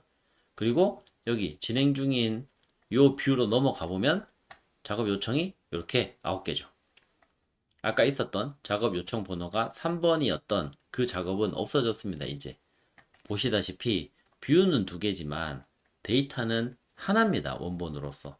그리고 그 원본 데이터 하나에 작업 완료 처리했기 때문에 요 뷰라는 작업 요청 현재 진행 중이라는 요 뷰는 항상 요 필터가 걸려 있죠. 종료 일자가 비어 있는 애들만 보여준다. 그런데 아까 우리가 종료 일자를 입력을 해버린 그 데이터는 이제 더 이상 여기가 비어 있는 데이터가 아니기 때문에 이렇게 사라집니다. 지금도 사라졌어요. 지금 잔상처럼 잠깐 보여주고 있는데 네, 이렇게 없어집니다. 얘는 하는 거고 이렇게 클릭해 보면 없어졌죠. 이제는 8개가 되었습니다. 윤동현님이 요청하신 26번 작업도 완료가 됐다. 그러면 뭐 어제 완료됐다. 이렇게 탁 찍으면 이렇게 필터드 돼서 없애버립니다. 라고 이렇게 하이라이트 해주고 있고 아무데나 눌러보면 이제 없어졌다. 라는 거를 볼 수 있죠. 이렇게 만들면 되고요. 이 그리드 뷰를 많이 추가할 수 있기 때문에 예를 들면 작업자 이름으로 작업자 이름 누가 있죠? 요청자 이름만 있고 작업자 이름을 하나 찾아서 김하늘님이라는 이분의 작업 현황만 하겠다. 그럼 여기다가 작업 현황 김하늘 이렇게 만들고요. 여기에 필터를 걸면 되죠. 필터 걸어서 add 컨디션 작업자 누구냐? 작업자 is exactly 여기 누구? 여기도 이제 링크가 되면서 선택이 뜨죠. 작업자라는 필드를 골랐기 때문에 여기도 한글로 알아서 김하늘 정확하게 쓰세요. 그게 아니라 이렇게 선택을 하게 돼 있어요. 그러니까 실수를 안 하겠죠. 엑셀에서는 김하늘 쳐놓고 자 김하늘을 찾아보세요 했을 때 만약에 누가 김하늘 뒤에 띄어쓰기를 한 칸 해놨어요. 그러면 이제 못 찾을 수 있거든요. 김하늘을 룩업해서 찾으라고 했는데 가보니까 김하늘 한 칸 띄우고 이렇게 돼 있다. 그러면 이제 엄밀하게 따지면 서로 다른 데이터이기 때문에 못 찾아서 그런 사람 없습니다. 이렇게 나올 수 있거든요. 그러니까 에어테이블은 좀 더 엄격한 데이터베이스의 구조와 형식을 잘 지키고 있어서 이런 면에서 사람이 하는 실수를 많이 줄여줄 수 있습니다. 작업자 필드에 따라서 이 필드에 들어있는 값들을 이렇게 보여주고 있고 김하늘 이렇게 선택을 하면 작업자 필드에 김하늘로 되어 있는 2023-0001 이분의 데이터만 이렇게 보여주니까 여기 작업자가 다 요거고 이름이 김하늘로 표시되고 있죠. 그럼 지금 3개 완료하셨고 1개는 진행 중이다. 이렇게 볼 수 있고요. 김하늘이라는 작업자의 현황을 볼 때 완료된 거랑 진행 중인 거를 따로따로 보면 좋겠죠. 아무래도 이제 아직 미완료된 건들은 좀 신경을 써야 되니까 그런 거를 이제 그룹이라고 합니다. 완료 여부에 체크가 됐냐 안 됐냐 이런 게 그룹이죠. 그래서 필터가 적용되어 있는 상황에서 그룹도 눌러서 뭘로 그룹을 할 거냐 네, See All 필드 눌러서 이 모든 필드 중에서 완료 여부로 그룹을 하겠다 눌러주면요 이렇게 그룹이 2개로 나뉩니다. 완료 여부에 체크가 되어 있는 그룹 그게 요 3개의 작업이고요. 요 3개의 작업 요청 178 설비 178이네요. 작업 요청 번호로는 1819 요 3개의 작업은 완료가 된 그룹에 들어가 있고 여기 체크 안 돼 있는 미완료 그룹이죠. 네. 22번 작업 요청은 여기 미완료다. 완료는 3건, 미완료는 1건 이렇게 표시가 되고 있습니다. 자, 김하늘이라는 작업자에 대해서 했고요. 작업자 이준호에 대해서 한 개 더 만들면 되겠죠? 그리드 뷰 만들고 작업 현황 이준호 이렇게 하고요. 여기 똑같이 필터를 걸어서 작업자 is exactly 이준호 이렇게 해주고요. 그룹에서 모든 필드 보기에서 완료 여부로 기준을 해주면 이 이준호님은 총 7개의 작업 요청을 받았고 배정이 되었고 그중 6개는 완료를 하셨고 1개는 지금 이제 미완료 상태이다. 이렇게 되고요. 여기서 이제 만약에 완료를 했다. 그러면 자동으로 이렇게 내려갑니다. 자, 이제 완료 그룹이 6개가 아니라 7개가 됐고 아무 체크도 없던 미완료에 해당되는 완료 여부가 비어있는 그 그룹은 없어졌죠. 하나도 없이. 이 경우도 마찬가지인데요. 지금 뷰가 무려 이렇게 4개나 있는데 데이터는 하나입니다. 보기 화면 설정만 이렇게 여러 개인 거지 데이터는 하나라서 이준호 작업 현황 요 파일에서 하나를 완료 처리했죠. 그러면 여기에도 반영이 돼 있어요. 여기도 다 반영이 된 겁니다. 여기 작업 요청 현황도 이제 6개로 줄었는데 여기 보시면 이준호 없죠? 아까 이준호 이름으로 1개가 있었는데 미완료 작업이 그게 없어져 버렸기 때문에 완료 처리돼 버렸기 때문에 필터링이 돼 버려서 이제 작업 요청 현재 진행 중 요 뷰에는 지금 없는 거예요. 자, 이런 식으로 뷰를 굉장히 많이 만들 수 있다. 이게 에어테이블의 또 하나의 매력이겠고요. 또 뷰를 만들 때 단순히 이렇게 행과 열로 되어 있는 스프레드시트 형태로만 만들 수 있는 게 아니라 보다 다양한 형태를 만들 수 있습니다. 이거 캘린더 한번 만들어 볼게요. 캘린더 형식의 뷰를 만들 수 있고 캘린더 형식의 뷰를 만들려면 이런 게 있어야 돼요. 데이트라는 형식으로 되어 있는 칼럼이 있어야 됩니다. 그래야 그 날짜를 기준으로 달력에다가 요 데이터, 요 14번 행에 있는 작업 요청 번호 15번이라는 이 데이터를 어디다가 표시한다? 요 날짜, 여기 24년 11월 13일 달력 부분에다가 요 15번 요청 데이터를 뿌려주면 되거든요. 만들어 볼게요. 캘린더 뷰 만들고요. 작업 스케줄 이렇게 하고 크리에이트 눌러주고요. 이제 어느 데이트 날짜 필드를 기준으로 달력에다가 이렇게 배치를 할 거냐라는 거고, 작업 시작 일자 기준으로 해볼게요. 시작 일자를 기준으로 하겠다. done 눌러주면 이렇게 배치가 되었죠. 11월 1일 날 12번 작업 요청이 이렇게 시작 일자이고요. 2일 날 시작하는 거는 14번 요청, 17번 요청, 3일 날에는 25번 요청이 시작되고 26번 요청이 시작됩니다. 자, 이런 식으로 생겼고요. 그래서 어느 날짜 필드를 기준으로 할 거냐가 여기 있고, 레이블을 커스터마이징 하는 게 있습니다. 지금 작업 요청 번호만 띄워주는 걸로 되어 있고요. 누가 요청했는지 또는 어느 설비에 대해서 요청했는지 이거 중요하겠죠. 그래서 25번 요청이고 EQP004 설비에 대한 요청이다 라는 거고요. 그 설비 이름을 같이 표시해 주고 싶으면 이렇게 CBD 델타라는 설비다 이렇게 하고요. 뭐 고쳐주세요 라는 요청 내용도 표시할 수 있고, 시작 일자는 달력에 표시를 했으니까 요거는 필요 없겠고, 종료 일자 표시할 수 있겠죠. 납기 요 날짜 이전에 완료를 해야 된다.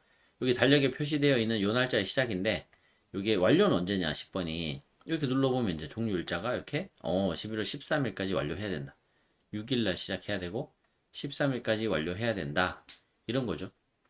근데 만약에 이 캘린더를 또 작업이 완료된 것들은 빼고 작업이 진행 중인 것만 표시하고 싶다. 그럼 역시나 여기 필터가 있기 때문에 필터를 눌러서 add condition 작업 완료 여부 is empty 이렇게 해주면 지금 완료 여부에 체크되어 있는 애들은 다 필터링 돼서 사라지고 비어 있는 애들만 남죠. 그러면 여기 12, 14, 17, 30, 20, 22 이런 애들은 지금 진행 중인 작업이라는 거죠. 아직 안 끝난 애들이다. 네, 이런 식으로 표시를 할 수 있습니다. 이렇게 여기 조그만한 이 세로로 이렇게 스팬 표시가 되어 있는 요거 캘린더 데이트 하이트 이런 거 눌러주시면 이렇게 아래 위 폭 같은 거 좀 조절할 수 있고요. 그다음에 이런 이렇게 메뉴들 많이 눌러보시면서 또 어떤 기능이 있는지 좀 살펴보시기 바랍니다. 여기 이제 종료일자 표시도 있기 때문에 요거 12번 누르고 작업이 끝났으면 요거 끝났어. 요거 12일 날 끝났어. 라고 딱 눌러주고 딱 접으면 없어졌죠. 여기 4일 이것도 누르고 작업 완료했어. 이거는 21일 날 끝났어. 탁 눌러주면 없어지죠. 여기. 그죠? 이거를 이제 다시 지우면 이렇게 삭제를 하면 여기 다시 나타나죠. 왜냐면 완료가 안 된 거니까 여기 나타나게 되고요. 이걸 누르고 완료했다라고 탁 눌러주면은 이렇게 없어져 버립니다. 완료됐기 때문에. 자, 이런 식으로 캘린더 뷰를 만들 수도 있다 라는 이런 편리한 기능 봤습니다. 자, 다음으로는 이제 다른 테이블들 한번 볼게요. 작업 요청 테이블에서 이렇게 링크라는 이름으로 설비도 링크를 하고 요청자도 링크를 하고 작업자도 링크를 하고 했죠. 그러면 이제 각각의 테이블에서 작업 요청이 반대로 다 링크가 자동으로 생성되어 있습니다. 설비로 가보면 여기 설비 아이디, 설비명, 설비군, 부품 여기까지는 우리가 테이블을 만들어서 우리가 입력을 해줬던 데이터들이고, 여기 작업 요청 요게 자동으로 생겼죠. 이 설비에 대해서 1, 12, 22 요청이 들어왔고, 이 설비에 대해서 23, 23 이런 요청들이 들어왔어요. 이런 링크가 있으면 우리는 이제 그 룩업을 할 수 있습니다. 여기서 이제 새로운 데이터 필드를 추가하고요. 룩업 필드를 룩업이라는 속성을 선택을 해보면 어디를 가져올 거냐? 작업 요청을 가져올 수 있어요. 왜냐하면 요 1번 데이터 자체가 여기 설비 테이블에 있는 데이터 자체가 여기 작업 요청과 연결이 되어 있기 때문에 작업 요청 테이블로 가서 1번, 12번, 22번 작업 요청에 해당되는 이런 값들을 가져올 수 있어요. 예를 들어서 EQP001 이거에 대한 작업을 시작해야 되는 날짜들만 다 모아오겠다. 그럼 작업 시작 일자 이렇게 눌러주는 거죠. 그럼 이렇게 날짜가 하나, 둘, 세 개가 만들어졌죠. 날짜가. 요 세 개는 뭐냐? 요 작업 요청 1번, 12번, 22번의 작업 시작 일자인 거죠. 그래서 EQP001 작업은 요 날짜, 요 날짜, 요 날짜에 시작해야 되는 세 개의 작업이 있다. 라는 거를 이렇게 붙여줄 수 있고요. 요청자 이름을 이렇게 표시해 주겠다. 그럼 1, 22, 1, 12, 22. 요 세 개의 요청은 누가 했느냐? 김민수, 한소영, 정현우 이분들이 하셨다. 네, 이런 식으로 할 수 있습니다. 자, 이렇게 찾아오는 게 룩업이고요. 룩업 말고 롤업이라는 함수도 있습니다. 여기 보시면 이제 카운트도 있고요. 카운트. 네, 뭘 카운트 할 거냐? 이 작업 요청이라는 칼럼을 카운트 하겠다라고 해서 세이브 눌러주면은 여기를 카운트 해가지고 여기 써주는 거죠. 그래서 지금 전부 다 3개씩이기 때문에 작업 요청 받은 게 3건이다. 그래서 이게 설비별로 총 몇 건의 작업 요청을 받았는지 이런 것들을 카운트도 할 수 있고요. 카운트가 아니라 뭐 롤업 같은 것도 할 수 있고 롤업은 룩업은 찾아가지고 값을 가져오는 건데 롤업은 그 찾은 것들에 대한 계산까지 하는 그런 게 롤업이 되겠습니다. 뭐 완료 여부를 이렇게 완료 여부가 아니라 뭐 예를 들면 여기 설비 테이블이니까 요청자라는 정보를 이렇게 롤업을 하겠다. 그럼 요청자 정보를 다 가져오는데 작업 요청이 3개가 있었으면 그 3개의 작업 요청에 요청자 3명의 이름을 가져올 거거든요. 그 3명을 가져와서 뭐 할 거냐? 어레이 유니크 밸류스 이거는 고유값들만 이렇게 콤마 찍어가면서 통통통 다 보여주는 거고요. 그래서 이걸 확인을 누르면 이런 식으로 이렇게 3명의 이게 4번이죠. 요청자의 4번이 이렇게 3개가 표시되는 모습을 볼 수 있습니다. 자, 설비별로 이렇게 총 몇 개의 요청을 받았고 그 중에 몇 개가 완료됐고 몇 개는 진행 중이고 요청을 한 사람은 이름은 뭐고 요청을 한 날짜는 뭐고 완료해야 되는 날짜는 뭐고 이런 것들을 여기 요청으로 가지 않아도 서로 연결되어 있기 때문에 여기 설비라는 탭에서 다 볼 수 있고요. 보다 간단하게는 이 EQP001이라는 설비에 대해서 요청 3개가 여기 있으니까 여기를 눌러봐도 됩니다. 1번 요청. 그러면 작업 요청 1번에 대한 개별 레코드가 뜨는데 요청자는 김민수고요. 김민수가 요청을 했는데 2023-1004라는 4번이 요청을 했는데 그 사람의 이름은 김민수고 이 사람이 요청한 건 1번뿐만이 아니라 1, 3, 15, 27, 29가 있다. 이렇게 다 표시해주고 있죠. 그럼 이제 27번 이게 왜 가능하냐면 작업 요청 1번을 지금 요 작업 요청 테이블로 안 갔는데 지금 우리는 설비라는 테이블에 있는데 설비라는 테이블에서 작업 요청 1을 찍으면 요 1이 들어있는 작업 요청 테이블의 정보 작업 요청 1번 여기에 다 연결되는 거고요. 여기서 요청자가 김민수라는 걸 알고 있는 거고 요청자가 김민수라는 거를 알면 또 뭘 할 수 있느냐? 요청자 김민수를 따라가면은 이 김민수가 요청한 게 1번만 있는 게 아니라 1, 3, 15, 27, 29 이렇게 총 5개가 있다는 것까지도 다 연결이 되는 겁니다.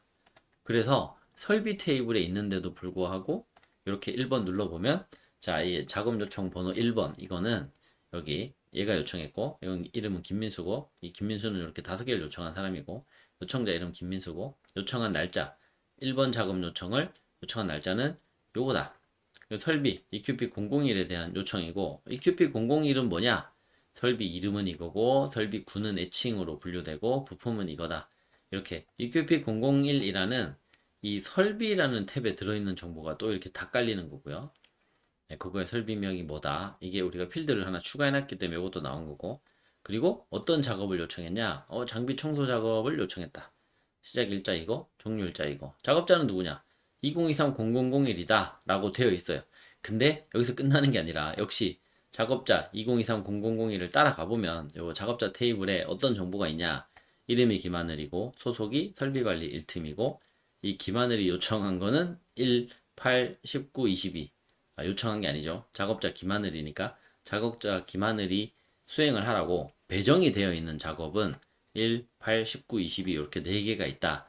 라는 것들까지도 이렇게 표시가 되고, 이 작업 요청 1번은 지금 이미 완료가 되어 있다. 왜? 이 작업 종료 일자가 입력이 되어 있으니까 완료된 거죠. 이렇게 물고 물리는 이 테이블들을 건너가면서 모든 데이터가 다 연결되어 있습니다. 관계에 의해서 우리가 링크만 좀 잘 걸어주면은 이렇게 데이터가 다 연결되어 있기 때문에 아무 테이블에서나 사실 우리는 연관된 전체 정보를 다 볼 수 있는 이런 편리함이 있는 거죠. 이런 것들이 엑셀에서 VLOOKUP을 열심히 우리가 세팅을 잘하면 어, 모든 데이터가 한 테이블에서 다 보여지게끔 할 수는 있거든요. 그런데 문제가 VLOOKUP은 어느 한쪽에서 반대쪽을 일방적으로 찾아서 참조를 해오는 거잖아요. 그래서 참조를 당하는 쪽에 데이터가 바뀌면 그걸 참조해온 애의 데이터도 따라 바뀌거든요. 그런데 참조를 해온 애에 들어있던 값을 바꾸면 참조를 당했던 쪽이 자동으로 바뀌는 건 아니잖아요. 이게 서로가 서로를 물고 있으면서 연동되어 있는 게 아니라 하나는 완전히 값으로서 절대적으로 존재하고 있는 거고 다른 하나는 그저 그냥 복사해서 보여주기만 있는 거기 때문에 연결되어 있다고 볼 수는 없거든요. 그냥 찾아와서 보여준다 이렇게 볼 수 있죠. 그런 면에서 엑셀에 있는 참조 기능과 이 에어테이블에 있는 기능은 완전히 다르다고 할 수 있고요. 또 하나 엑셀에서 복사를 해가지고 또 붙여 넣어버리면 되죠. 또 다른 시트에 작업자 시트에 넣고 뭐 요청자 시트도 만들고 설비도 만들고 작업 요청도 만들고 엑셀에서 이렇게 다 만들었다고 쳐봐요. 만약에 엑셀에서 이렇게 탭을 4개를 만들었다. 그럼 엑셀에서 1번 작업 요청을 김민수가 한 게 아니라 오 내가 실수했네. 김민수가 아니라 이서연이 한 거였어. 이렇게 바꾸면 말이죠. 요청자에 가서 김민수가 있으면 1, 3, 15, 27, 29 5개 요청했다 이렇게 돼 있는데 만약에 누가 작업 요청해서 이거 실수야. 이거 김민수 아니야. 요거를 지우고요. 요청자를. 김민수가 아니고 이거는 이서연이 요청한 거야. 이렇게 바꿨어요. 요 탭에서. 그러면 요청자 탭에서 김민수 이름에 가면 이 1번 요청이 없어져 있을까요? 안 바뀌어 있겠죠. 그리고 이 요청자 탭에 가서 이서연 이름에 찾아보면 이 1번 요청을 이서연이 했다라고 업데이트가 돼 있을까요? 안 돼 있겠죠. 복사해서 여러 탭을 만든 거라 그냥 서로 관계없이 따로따로 놀거든요. 에어테이블은 그런 게 다 연동돼 있습니다. 그래서 요청자에 가보면 김민수가 요청한 거에서 1번은 사라졌죠. 반대쪽에서 관계를 끊었기 때문에 이쪽 요청자 테이블에도 와보면 여기 1번은 끊겨 있습니다. 없어졌고요. 1번 작업 요청은 어디 갔냐? 여기로 갔죠, 여기로. 여기 마지막에 있잖아요. 여기 이서연한테로 갔죠. 이서연이 요청했다라고 반대편에서 작업 요청 쪽에서 걸었기 때문에 요청자 쪽으로 와보면 걸려 있는 거죠. 네. 상대가 내 손을 잡으면 내 손에도 상대의 손이 있다. 이렇게 쌍방간의 연결이 형성이 됩니다. 에어테이블에 엑셀과 비교했을 때 엄청난 장점들 알아봤었고요. 우리가 이렇게 뷰 설정을 통해서 데이터는 하나지만 그 하나의 데이터를 굉장히 여러 이해관계자, 여러 부서, 뭐 작업자, 요청자 이런 것처럼 각자의 자기 역할에 맞는 자기에게 필요한 정보들만 볼 수 있는 이런 거 살펴봤었고 뷰를 만드는 거는 이런 스프레드시트 형태의 그리드 뷰뿐만이 아니라 캘린더, 갤러리, kanban 등등 굉장히 여러 가지 형태의 뷰가 있어서 너무 편하다. 이런 부분들도 살펴보았습니다. 아, 그리고 제일 중요한 거. 이 입력을 받아야 되잖아요. 입력. 자금 요청을 받아야 되잖아요. 이게 현업에 있는 생산팀에 있는 여러 사람들에게 자금 요청하실 거면 저의 에어테이블에 접속해서 여기서 여기 밑에 31번 데이터 여기다가 어, 여기 요청자 선택하시고 여기 다 입력하세요. 이렇게 하면 안 되겠죠. 이런 로데이터, 데이터베이스를 그 사용자 모두에게 공개를 하면 안 되거든요. 사람들이 실수로 이런 걸 지워버릴 수도 있고 혼선을 초래할 수 있잖아요. 그래서 이렇게 하면 안 되고 일방적으로 이 사용자들은 요청자들은 이 정보는 볼 수 없고 그냥 말 그대로 요청만 보낼 수 있는 그런 게 필요한데 그거를 이메일로 보내는 게 아니라 폼으로 받으면 훨씬 편합니다. 왜냐? 이메일로 보내라 하면 우리가 양식에다가 요청 번호, 요청 번호는 없겠죠. 요청자, 요청자 이름, 요청 일자, 설비 이름 이런 거 다 넣으라고 써주세요 라고 이메일 양식을 정해 놓을 건데 사람들이 또 바쁘면 또 안 지킵니다. 양식 안 지켜요.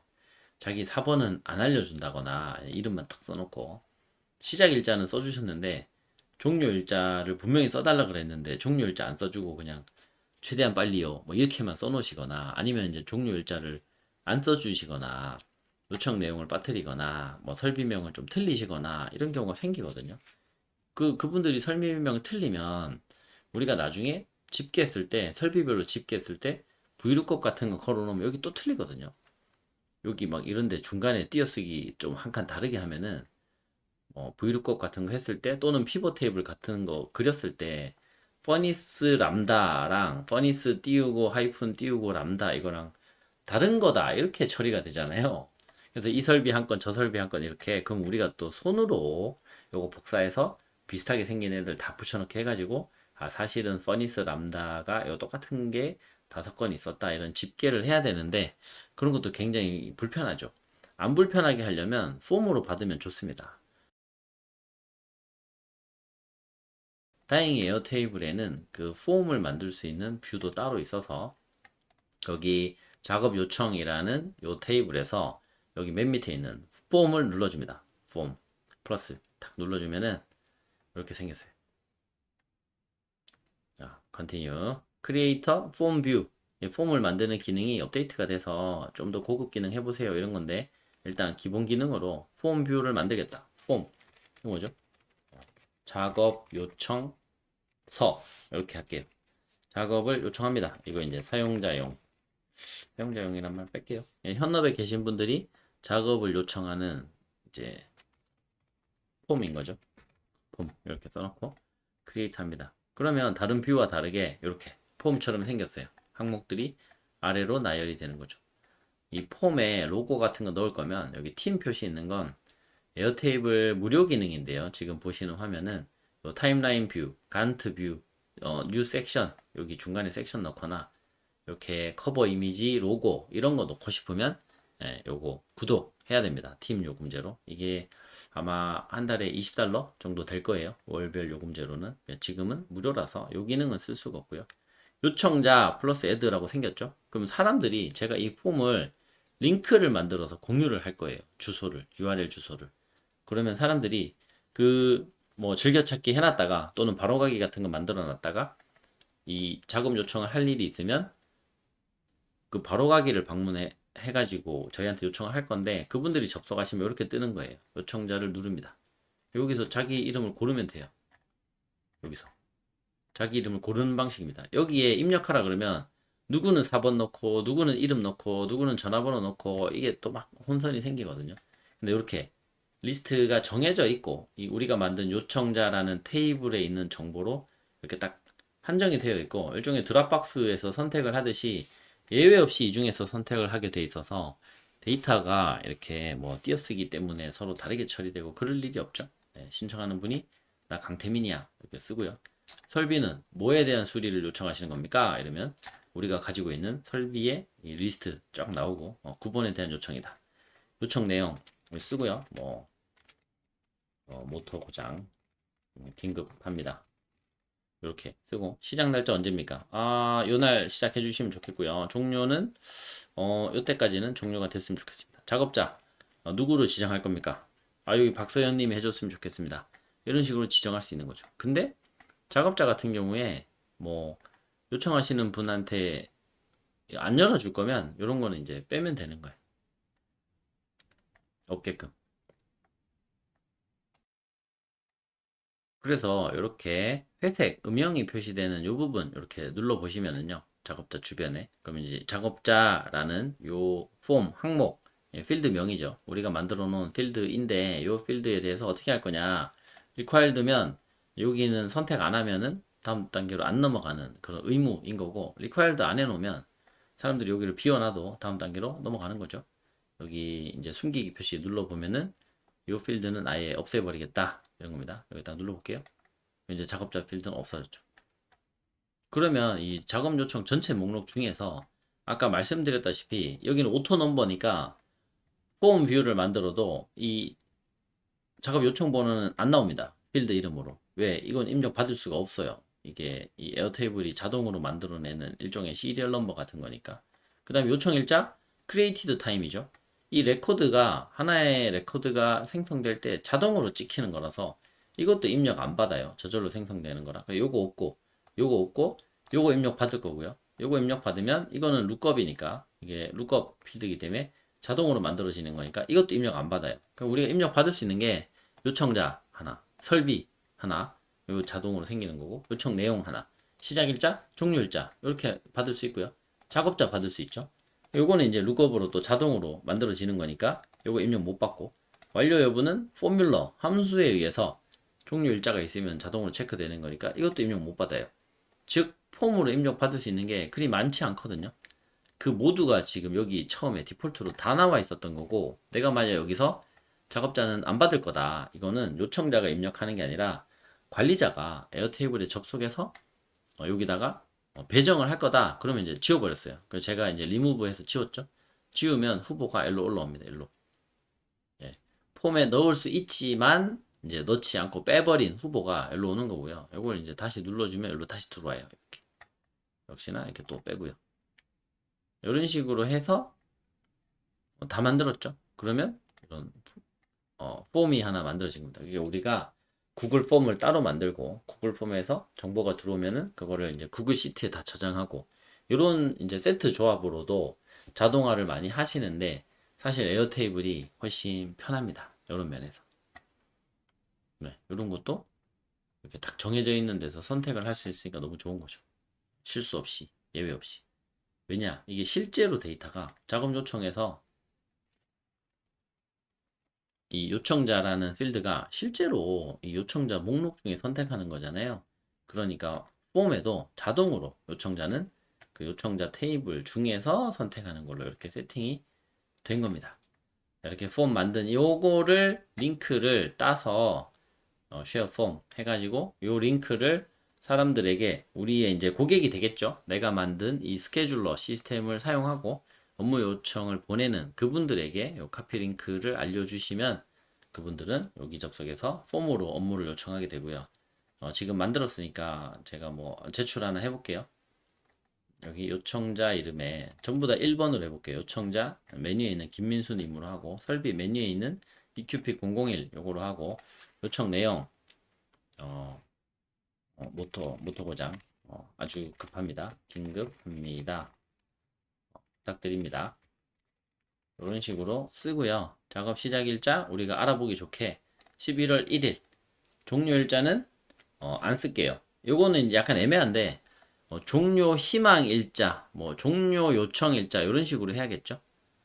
근데 아까 우리가 이제 이 전체 목록에서 만들어 놓은 작업 종료 일자는 실제 조치 수리 작업이 끝난 날짜를 입력하는 거니까 사실은 이렇게 요청받을 때 넣으면 안 되고 요청받을 때 넣으면 안 되고 관리자가 또는 작업자가 실제로 현장에서 수리를 완료하고 나면 그때 요 날짜를 찍어야겠죠. 그래서 우리가 포뮬러도 여기에 뭐라도 날짜 값이 있으면 그거는 완료됐다라고 체크한다고 했잖아요. 그러니까 지금은 이제 두 가지 개념이 약간 섞여 있는데 사실은 요청을 하는 사람이 요때까지 완성해 주세요라고 요청하는 종료일자와 실제로 작업자가 작업을 완료한 종료일자 요 두 가지는 구분해서 필드를 만들어야 될 것 같아요. 아무튼 지금은 아직 종료가 안 됐다 치고 여기는 비워놓고 제출하겠습니다.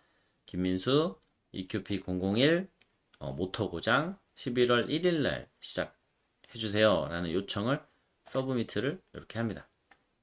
그러면 여기서 이제 팀플랜 요금제 요구하는데 요 폼을 어디까지 쓸 수 있냐 이런 것들이 요 꺼야죠.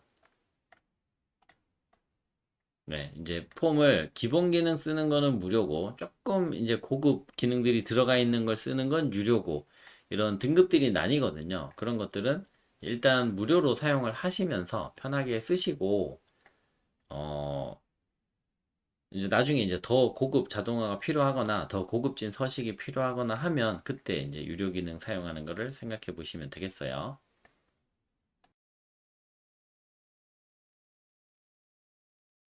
이렇게 폼이 다 만들어졌으면은 이거를 이제 다른 사람에게 공유를 할 수가 있습니다. 누가 폼을 제출했는지 그거를 알 수 있는 기능 이런 것들이 추가됐다고 하고요. 그다음에 에어테이블 브랜딩 요게 요 폼을 실제로 링크 만들어서 사용을 하면 밑에 이제 에어테이블이라는 요 서비스, 요 사스에서 운영하고 있는 폼입니다라고 그 박혀 있거든요. 에어테이블의 브랜드가.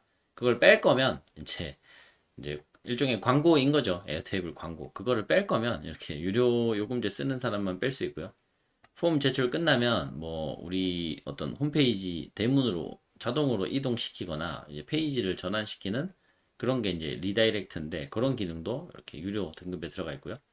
어 이제 폼 제출 끝나면 이런 메시지를 보여준다. 이런 거죠. 예. 작업 요청이 접수되었습니다. 곧 연락 뭐 빠르게 조치하겠습니다. 이런 식으로 멘트를 띄우면 되겠죠? 그래서 한 개 더 제출하기 이런 거 보여줄 거냐? 이런 것도 하면 되고요. 예, 지금 제 에어테이블 계정인데요. 나한테 이제 이메일 자동으로 보내달라. 폼이 제출되면 이메일 자동으로 보내달라. 이런 식으로도 세팅을 할 수 있는 거죠. 이렇게 다 만들었죠? 그러면 여기 쉐어 폼 누르고요. 쉐어 링크 to this view. 요 폼 뷰 만든 거에 대한 링크가 이렇게 만들어지고 카피 링크 누르고 새 창을 열어서 금방 카피한 폼 링크를 열어보면 이렇게 폼이 뜹니다. 근데 이 링크를 이제 사용자들에게 배포를 하면 되고요. 여기 밑에 이렇게 에어테이블 브랜드가 광고로 이렇게 뜨는 거죠. 네. 그래서 요거를 빼려면 유료 요금제만 가능하다라는 거고요. 요청자 메뉴에 있는 사람. 이거 약간 불편하네요. 사람 이름 안 나오니까 4번만 나오네요. 설비 이름은 EQP001 요청 내용 모터 고장 소리가 나요. 긴급합니다. 이런 식으로 하고요. 작업 시작 일자 11월 1일 종료 일자 안 넣고 작업자 누구로 하냐? 뭐 안 넣겠습니다. 요거 이제 없다 치고 안 넣고 제출을 누를게요. 이렇게 제출. 그럼 사용자들이 이렇게 제출을 누르면 아까 제가 세팅했던 멘트 작업 요청이 접수되었습니다. 빠르게 조치하겠습니다. 이렇게 멘트가 뜨는 거죠. 뭐 한 개 더 제출하기 기능 이런 거 활성화 해놨으면 여기 뭐 하나 이제 요청 한 개 더 제출하기 이런 버튼이 뜰 거예요. 자 이렇게 해가지고 우리가 폼 뷰까지 만들었던 여기 와서 다시 여기 작업 요청 전체 목록 여기 와 보면은 금방 작업 요청 하나 보냈잖아요. 그게 이겁니다. 요거 새로 만들어진 35번 김민수 요청자의 4번을 2023-1004 선택했기 때문에 김민수 이름 나오고 요청한 시간 나오고 설비 EQP001이었고 여기 있죠. 모터 고장 소리가 나요. 긴급합니다. 작업 시작 일자 11월 1일로 요청했고 종료 일자 입력 안 했고 작업자 누군지 지정 안 했죠. 이렇게 비어 있죠. 폼은 이런 식으로 작동을 하게 됩니다.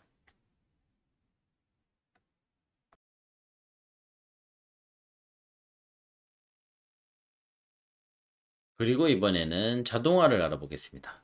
아까 폼뷰 만들고 폼이 제출되면은 나한테 이메일 보내줘. 이런 자동화는 이제 기본적으로 제공이 되고 있는 이런 기능이었고요. 다만 여기 아쉬운 게 저의 에어테이블 계정 이메일만 가능한 거죠. 요게 요 에어테이블 계정 이메일 말고 뭐 다른 업무 메일이나 또 다른 개인 메일 또는 이제 제 메일이 아니라 요 자동화 세팅은 제가 했지만 이 폼이 제출됐다는 업무를 관리할 다른 사람에게 보내거나 이런 것도 되면 좋은데 요게 좀 아쉽죠. 여기 폼에 있는 기본 기능에서는.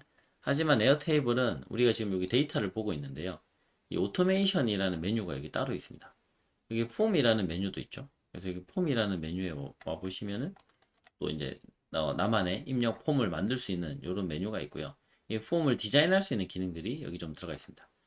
여기 오토메이션에 들어가면은 이제 메이크나 뭐 제피어 같은 워크플로우 오토메이션 하는 노코드 툴들이 좋은 것들이 있는데 그런 것들을 써도 돼요. 에어테이블은 그런 애들이랑 연동이 굉장히 잘 되거든요. 써도 되는데 간단한 자동화는 에어테이블 안에 있습니다. 이렇게 오토메이션이라는 기능이 어떤 것들이 있느냐? 이메일 보내는 기능 이런 거 있고요. 슬랙으로 메시지 보내는 기능. 뭐 슬랙에 업무 관리하는 채널에다가 이런 요청이 접수되었다. 이런 요청이 완료되었다. 이렇게 메시지를 보내는 그런 게 있고요. 업데이트 레코드. 이거는 이 데이터 작업 요청 목록 요런 데다가 실제로 여기에 뭐 종료 일자를 기록을 한다거나 뭐 이게 요청 내용 자체를 수정한다거나 작업 시작 일자를 요청 시작 일자 말고 실제로 시작한 일자로 변경한다거나 이런 식으로 레코드에 있는 데이터를 업데이트하는 그런 기능이고요. 위클리 다이제스트 이런 것도 되고 위클리 다이제스트를 구글 독스에 생성한다 이런 것도 되는 거죠. 일단 뭐부터 해볼 거냐면 우리가 폼 뷰를 만들었으니까 폼이 제출이 되면은 어떤 작업 요청이 접수되었다라고 이메일 보내는 걸 한번 자동화 해볼게요. 여기서 자동화는 트리거와 액션 이렇게 나누고요. 트리거는 방아쇠잖아요. 그래서 언제 이 자동화가 작동을 할 거냐, 어떤 상황이 발생했을 때 이 자동화를 할 거냐, 또는 매일 아침 9시에 이 자동화를 실행되게 할 거냐, 이런 부분입니다. 그래서 add 트리거가 이제 여러 가지가 있고요. 레코드 매치스 컨디션, 특정한 레코드가 특정 조건이 됐을 때, 예를 들면 작업이 완료됐다 할 거면 요거 하면 돼요. 레코드라는 게 요 데이터에서 테이블에 있는 요 한 줄의 데이터 요거를 레코드라고 부르거든요. 레코드 매치스 컨디션 예를 들면 지금 여기 14번 작업 요청 이게 지금 완료 여부가 체크가 없죠. 미완료 상태인데 레코드 매치스 컨디션 조건에서 여기 완료 여부라는 필드가 체크가 되었다 라는 조건 그 컨디션을 식별하도록 하면은 여기가 완료 여부에 없다가 여기 종료 일자가 입력되면서 체크가 탁 되면 그때 내가 세팅한 자동화가 한번 실행이 되는 겁니다. 우리는 폼이 들어오면은 작업 요청이 접수됐습니다 라고 이메일 보낼 거니까 이걸로 하면 되고요. Form is submitted 이걸로 하고요. 테이블 어디에 있는 폼이 작업 요청 테이블에 있는 어떤 폼이죠? 작업 요청서 폼 하나밖에 안 만들었죠. 폼을 여러 개 만들면 여기 여러 개가 나와요. 폼을 여러 개 만드는 건 언제 하냐? 생산 1팀용 폼, 생산 2팀용 폼 이렇게 만들 수 있어요. 그래서 뭐 예를 들면 권한에 따라서 어떤 사람은 시작 일자만 요청할 수 있고 어떤 사람은 시작 일자와 시간까지 요청할 수 있고 아니면 또 어떤 사람은 시작 일자와 누가 작업을 해줬으면 좋은지 작업자에 대해서도 요청을 할 수 있다. 이런 경우에는 폼을 여러 개 만들어서 쓰면 되는 거죠. 작업 요청서 폼 선택을 해주고요. 이렇게 하고 테스트 스텝 누르면 요 트리거 단계를 테스트로 실제 실행을 해서 데이터가 식별이 된 겁니다. 이게 이제 전부 다 기존의 폼이 제출이 되어서 입력된 데이터다라고 간주를 하고 기존에 있던 데이터들이 샘플로 이렇게 인식이 된 거고요. 이 중에 아무거나 하나 골라주면 그 샘플 데이터 요거 가지고 그 뒤에 단계 자동화가 실행됐을 때 결과가 어떨지를 보여줍니다. 예시 샘플 데이터 하나 선택한 거고요. 그러면 폼이 제출이 되면 어떤 동작을 할 거냐 여기 액션 어떤 액션을 할 거냐 보면 컨디셔널 로직 특정 조건일 때만 액션을 하겠다. 리피팅 그룹 이 액션을 반복 실행을 하겠다 이런 거고요. 여기 레코드를 새로 만든다. 기존에 있던 레코드에 어떤 값을 업데이트한다. 또는 특정 레코드를 수정하기 위해서 차단한다. 그 레코드를 정렬을 한다. 이 코드를 직접 입력해서 실행시키는 그런 거고요. 코드를 입력해서 실행시키면 굉장히 복잡한 자동화도 할 수 있겠죠. 요거는 이렇게 유료 요금제에 들어가 있습니다. 또는 외부 사스 툴과 연동을 시켜서 다른 툴에서 어떤 업무를 하게 만드는 방법들 슬랙이랑 연결이 되고 팀즈랑도 연결되고 지메일 연결되고요. 여기 구글 캘린더도 연결되고 그래서 구글 캘린더에 반영을 하는 이런 게 되는 거죠. 크리에이트 이벤트 이런 게 됩니다. 여기서 샌드 이메일 기능 눌러 보겠습니다. 이메일을 보낸다 라는 거고요. 샌드 이메일 됐고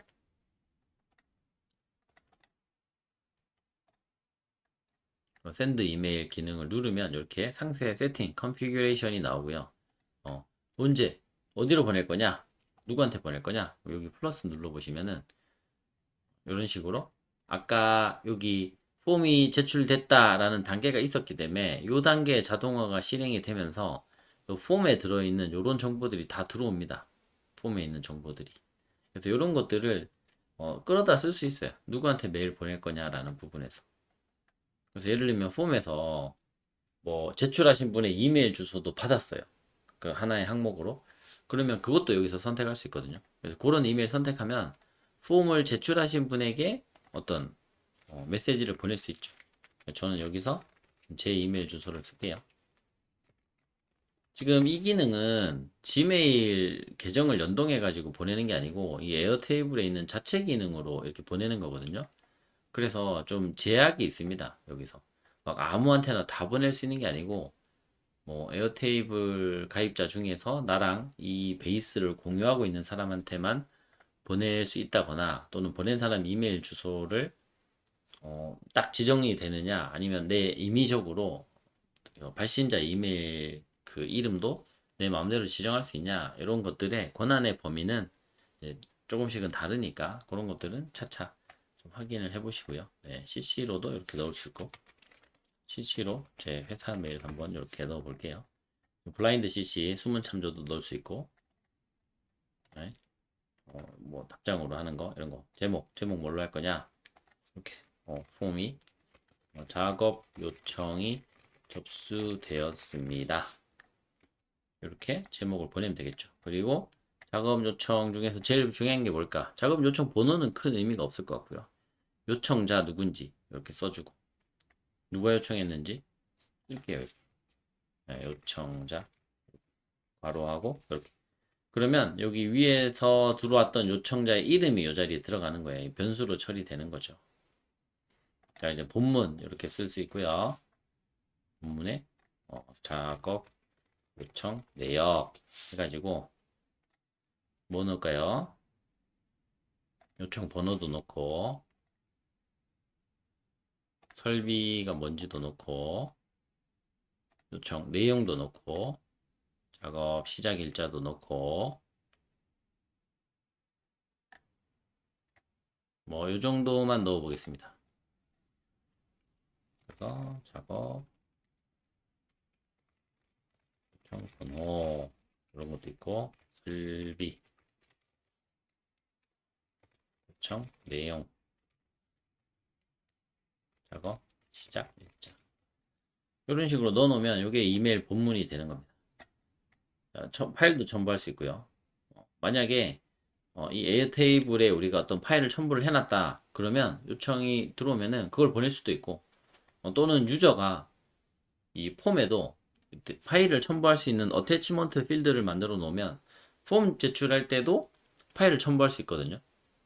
그럼 그 파일을 여기다가 첨부를 한 채로 뭐 나한테 보내거나 또는 이제 담당자에게 보내거나 그런 것들이 가능한 거죠. 지금 보면 여기 있는 필드는 전부 다 어태치먼트 필드가 아니기 때문에 파일이 첨부 가능한 필드가 아니라서 선택할 수 없게끔 이렇게 회색으로 처리가 되고 있습니다. 자, 이런 기능들도 있다는 거고요. 테스트 스텝, 테스트 한번 해봐 이런 거죠. 네. 제네레이터 프리뷰 미리 보기 한번 해보자 작동하는지. 테스팅 에러 테스팅 에러가 났고요. 이거 눌러보면 에러 메시지가 뭐냐? Cannot email non-collaborators on the current billing plan. 네. 제가 지금 유료 요금제 계정이다 보니까 이 콜라보레이터, 이 워크스페이스, 이 설비 관리 스케줄러라는 요 베이스를 포함해서 워크스페이스 안에 들어가 있는데 거기에 초대받은 사람이 아니면 안 됩니다. 못 보냅니다. 이렇게 떴고요. 무료 요금제에서는 여기 초대받을 수, 콜라보레이터로 초대받을 수 있는 사람이 5명까지예요. 저를 제외하면 4명을 초대할 수 있고 그 아이디가 아니면 이렇게는 못 보낸다 라는 거죠. 컨피규레이션에서 이거 CC를 지울게요. 이거는 이제 제 에어테이블 계정이기 때문에 여기로는 보내지는데 아까 보셨듯이 그게 아닌 경우에는 안 보내집니다. 자 이렇게 붙이고 테스트 프리뷰 만들어 봅니다. 돌아가고 있고 다 돌아간 거예요. 프리뷰 이메일이 이런 식으로 날아간다. 네. from 에어테이블 오토메이션 요 계정으로 요 이름으로 이메일이 발송이 되는 거고 to 여기 제 개인 메일로 이메일이 발송되는 거고 메일 제목 작업 요청이 접수됐습니다. 그리고 본문 이런 식으로 이메일이 간다는 거예요. 다 됐죠? 다 만들었죠? 뷰 리절트 이렇게 잘 받고 다 만들어지면 어떻게 하느냐? 여기 온 해놓으면 됩니다. 온 이제 켜졌어요. 이름은 오토메이션 1 이게 아니고 이메일 오브 폼 서브미션 네, 이런 식으로 뭐 바이라고 할까요? 폼 서브미션 되면은 이제 이메일이 날아가는 자동화 이런 식으로 되는 겁니다. 한 개 더 만들어 볼까요? 크리에이트 오토메이션 하나 더 만들고요. 트리거를 뭘로 하냐? 레코드가 업데이트 됐다. 이걸로 하고요. 레코드가 어느 레코드가 업데이트 된 거냐? 작업 요청이라는 테이블에 있고 뷰는 작업 요청 전체 목록 뷰. 여기에서 어떤 필드? 완료 여부. 이 필드가 업데이트가 되면은 내가 어떤 자동화 동작을 실행을 하겠다. 이렇게 설정하는 거고요. 테스트를 하고 여기 첫 번째 거를 샘플로 선택을 합니다. 다 됐죠? 그 이제 뭐 할 거냐? 이 완료 여부 필드가 업데이트가 되면 이제 뭐 할 거냐? 역시 이제 샌드 이메일 보내는 거죠. 이번에는 지메일로 보내볼까요? 요거 말고 요거 지우고 지메일. 이거 계정 연동해야 될 텐데 샌드 이메일이라는 기능을 넣고요. 구글 어카운트 넣어야 됩니다. 커넥티드 어카운트, 커넥트 뉴 지메일 어카운트 요거 눌러서 계정 연동 해주셔야 돼요. 근데 이제 이런 것들이 잘 돼 있다는 거예요. 에어테이블이 이렇게 체크하면 되죠. 당연히 권한이 중요하겠죠. 에어테이블이 저의 지메일 계정을 이용해서 여기저기다가 자동으로 이메일을 막 보내버릴 거기 때문에 구글 입장에서는 당연히 이제 이거 허락해줘도 되는 거 맞습니까? 이렇게 되는 거죠. 네. 어디로 보내냐? 네, 제 자신한테 보낼게요. 보내고 여기 CC에다가 요거는 회사 메일이 됐던 것 같은데 여기도 한번 보내볼게요. 요거는 이제 에어테이블에 자체적으로 있는 샌드메일 기능이 아니고 지메일에 있는 샌드메일이니까 좀 더 다양한 곳에 보낼 수 있지 않을까 하는 생각입니다. 제목 작업 요청이 완료되었습니다. 작업 처리가 완료되었습니다. 이거는 몇 번 작업이 완료된 건지 이렇게 표시해 주면 될 것 같아요. 이렇게 해주고 작업 완료. 역시나 어떤 작업이 완료된 건지 설비의 요청 내용, 시작 일자, 완료했으니까 완료 일자 언제인지도 말해주면 되겠죠. 종료 일자, 작업자, 이름 작업자, 그 다음에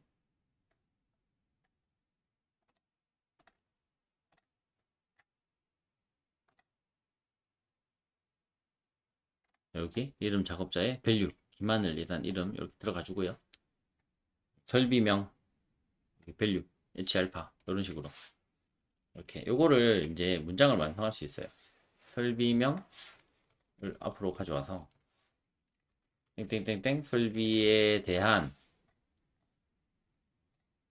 요거는 치고요. 아래의 요청이 완료되었습니다. 요청 내용. 그래서 이렇게 써주고 이 작업은 땡땡땡땡에 시작되어 땡땡땡땡에 완료되었습니다. 작업자는 땡땡땡땡입니다. 감사합니다. 이런 식으로 해서 메일 본문을 완성할 수 있습니다. 자, 미리 보기 한번 만들어 볼게요. 아까는 이제 오류가 났었죠. 이 콜라보레이터 아니면 못 보낸다고 지메일 계정을 연동을 하니까 콜라보레이터 아니더라도 보내지는 것 같아요. 지금 테스트가 막 돌고 있네요. 이렇게 도는 건 아마 지메일 계정에 들어가서 허락받고 지메일을 구동을 해가지고 이메일을 보내는 그 과정이 조금 걸리는 것 같아요.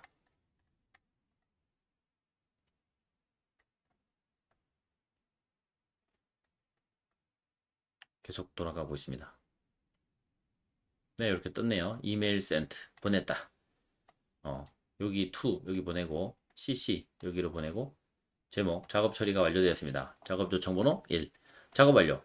H알파 설비에 대한 아래 요청이 완료되었습니다. 요청 내용 장비 청소 작업 요청. 이 작업은 24년 11월 10일에 시작되어 24년 11월 12일에 완료되었습니다. 작업자는 김하늘입니다. 감사합니다. 이렇게 잘 만들어졌죠?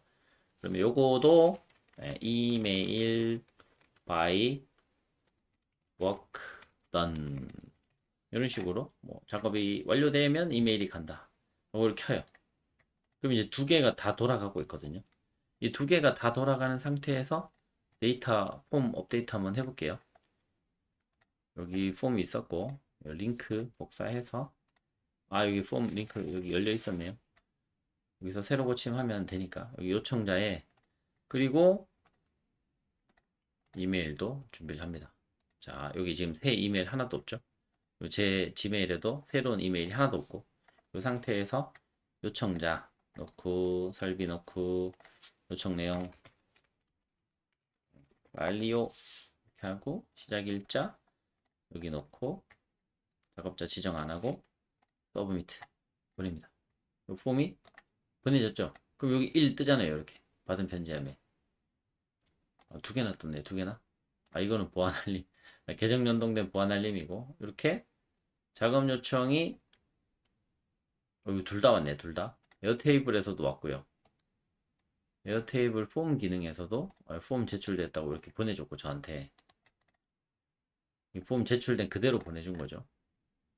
그 다음에 요거는 이제 제가 자동화 해놓은 거잖아요. 본문 내용에 이렇게 제목에 요거 쓰고 본문에 요거 쓰는 거 제가 자동화 세팅해 놓은 대로 왔네요. 밑에 거는 왜 왔지? 폼 제출되면 이메일 보내주라는 기본 기능인 것 같은데 이걸 켜놨었나요 우리가? 여기 켜져 있네요. 이거 언제 켰지? 아까 안 켰던 것 같은데 네 요게 켜져 있어서 요걸도 한번 왔습니다. 요게 켜져 있어서 요게 왔고요. 그 다음에 요거 때문이 아니라 우리가 오토메이션에서 만들어 놓은 자동화 때문에 요게 온 거죠. 네, 메일 제목과 내용 이렇게 세팅했으니까. 그리고 여기서 여기 회사 메일에는 안 왔죠? 여기는 폼 제출했을 때는 여기 회사 메일로 보내는 건 안 걸어 놨으니까 여기 전체 목록에서 자 완료가 체크가 되면 자동화가 돌았고 그거는 이런 작업이 이때 시작해서 이때 완료됐고 작업을 누가 했다 라는 이메일이 올 건데 그거는 여기 지메일로도 오고 제 회사 메일로도 오고 이렇게 둘 다 오잖아요. 그거 한번 볼게요. 요 작업을 완료해 볼게요. 요거를 이렇게 탁 완료하면 여기 체크가 되고 여기 체크가 되면은 여기 오토메이션이 돌아갑니다. 여기 오토메이션 돌아간 거는 여기 와서 여기 오토메이션 히스토리 이런 거 눌러 보시면 언제 돌아갔다 이런 게 이렇게 표시가 돼요. 위에 것도 눌러 보시고 여기 오토메이션 히스토리 눌러 보시면 이렇게 언제 돌아갔다 표시가 되고 됐죠?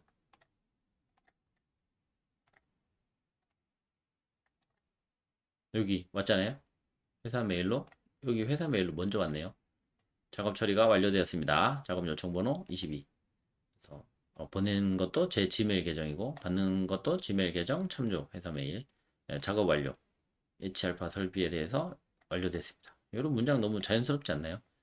이런 부분이 변수로 처리가 된 거고 중간에 있는 이런 내용은 변수가 아니라 제가 이제 직접 타이핑을 해가지고 고정되어 있는 텍스트인데 이렇게 같은 폰트로 자연스럽게 이렇게 들어왔습니다. 마찬가지 지메일로도 이렇게 들어왔네요. 똑같이. 자, 이렇게 에어테이블에 있는 요 자체 오토메이션 기능을 이용해서 간단한 자동화는 이런 식으로 설정을 할 수 있습니다.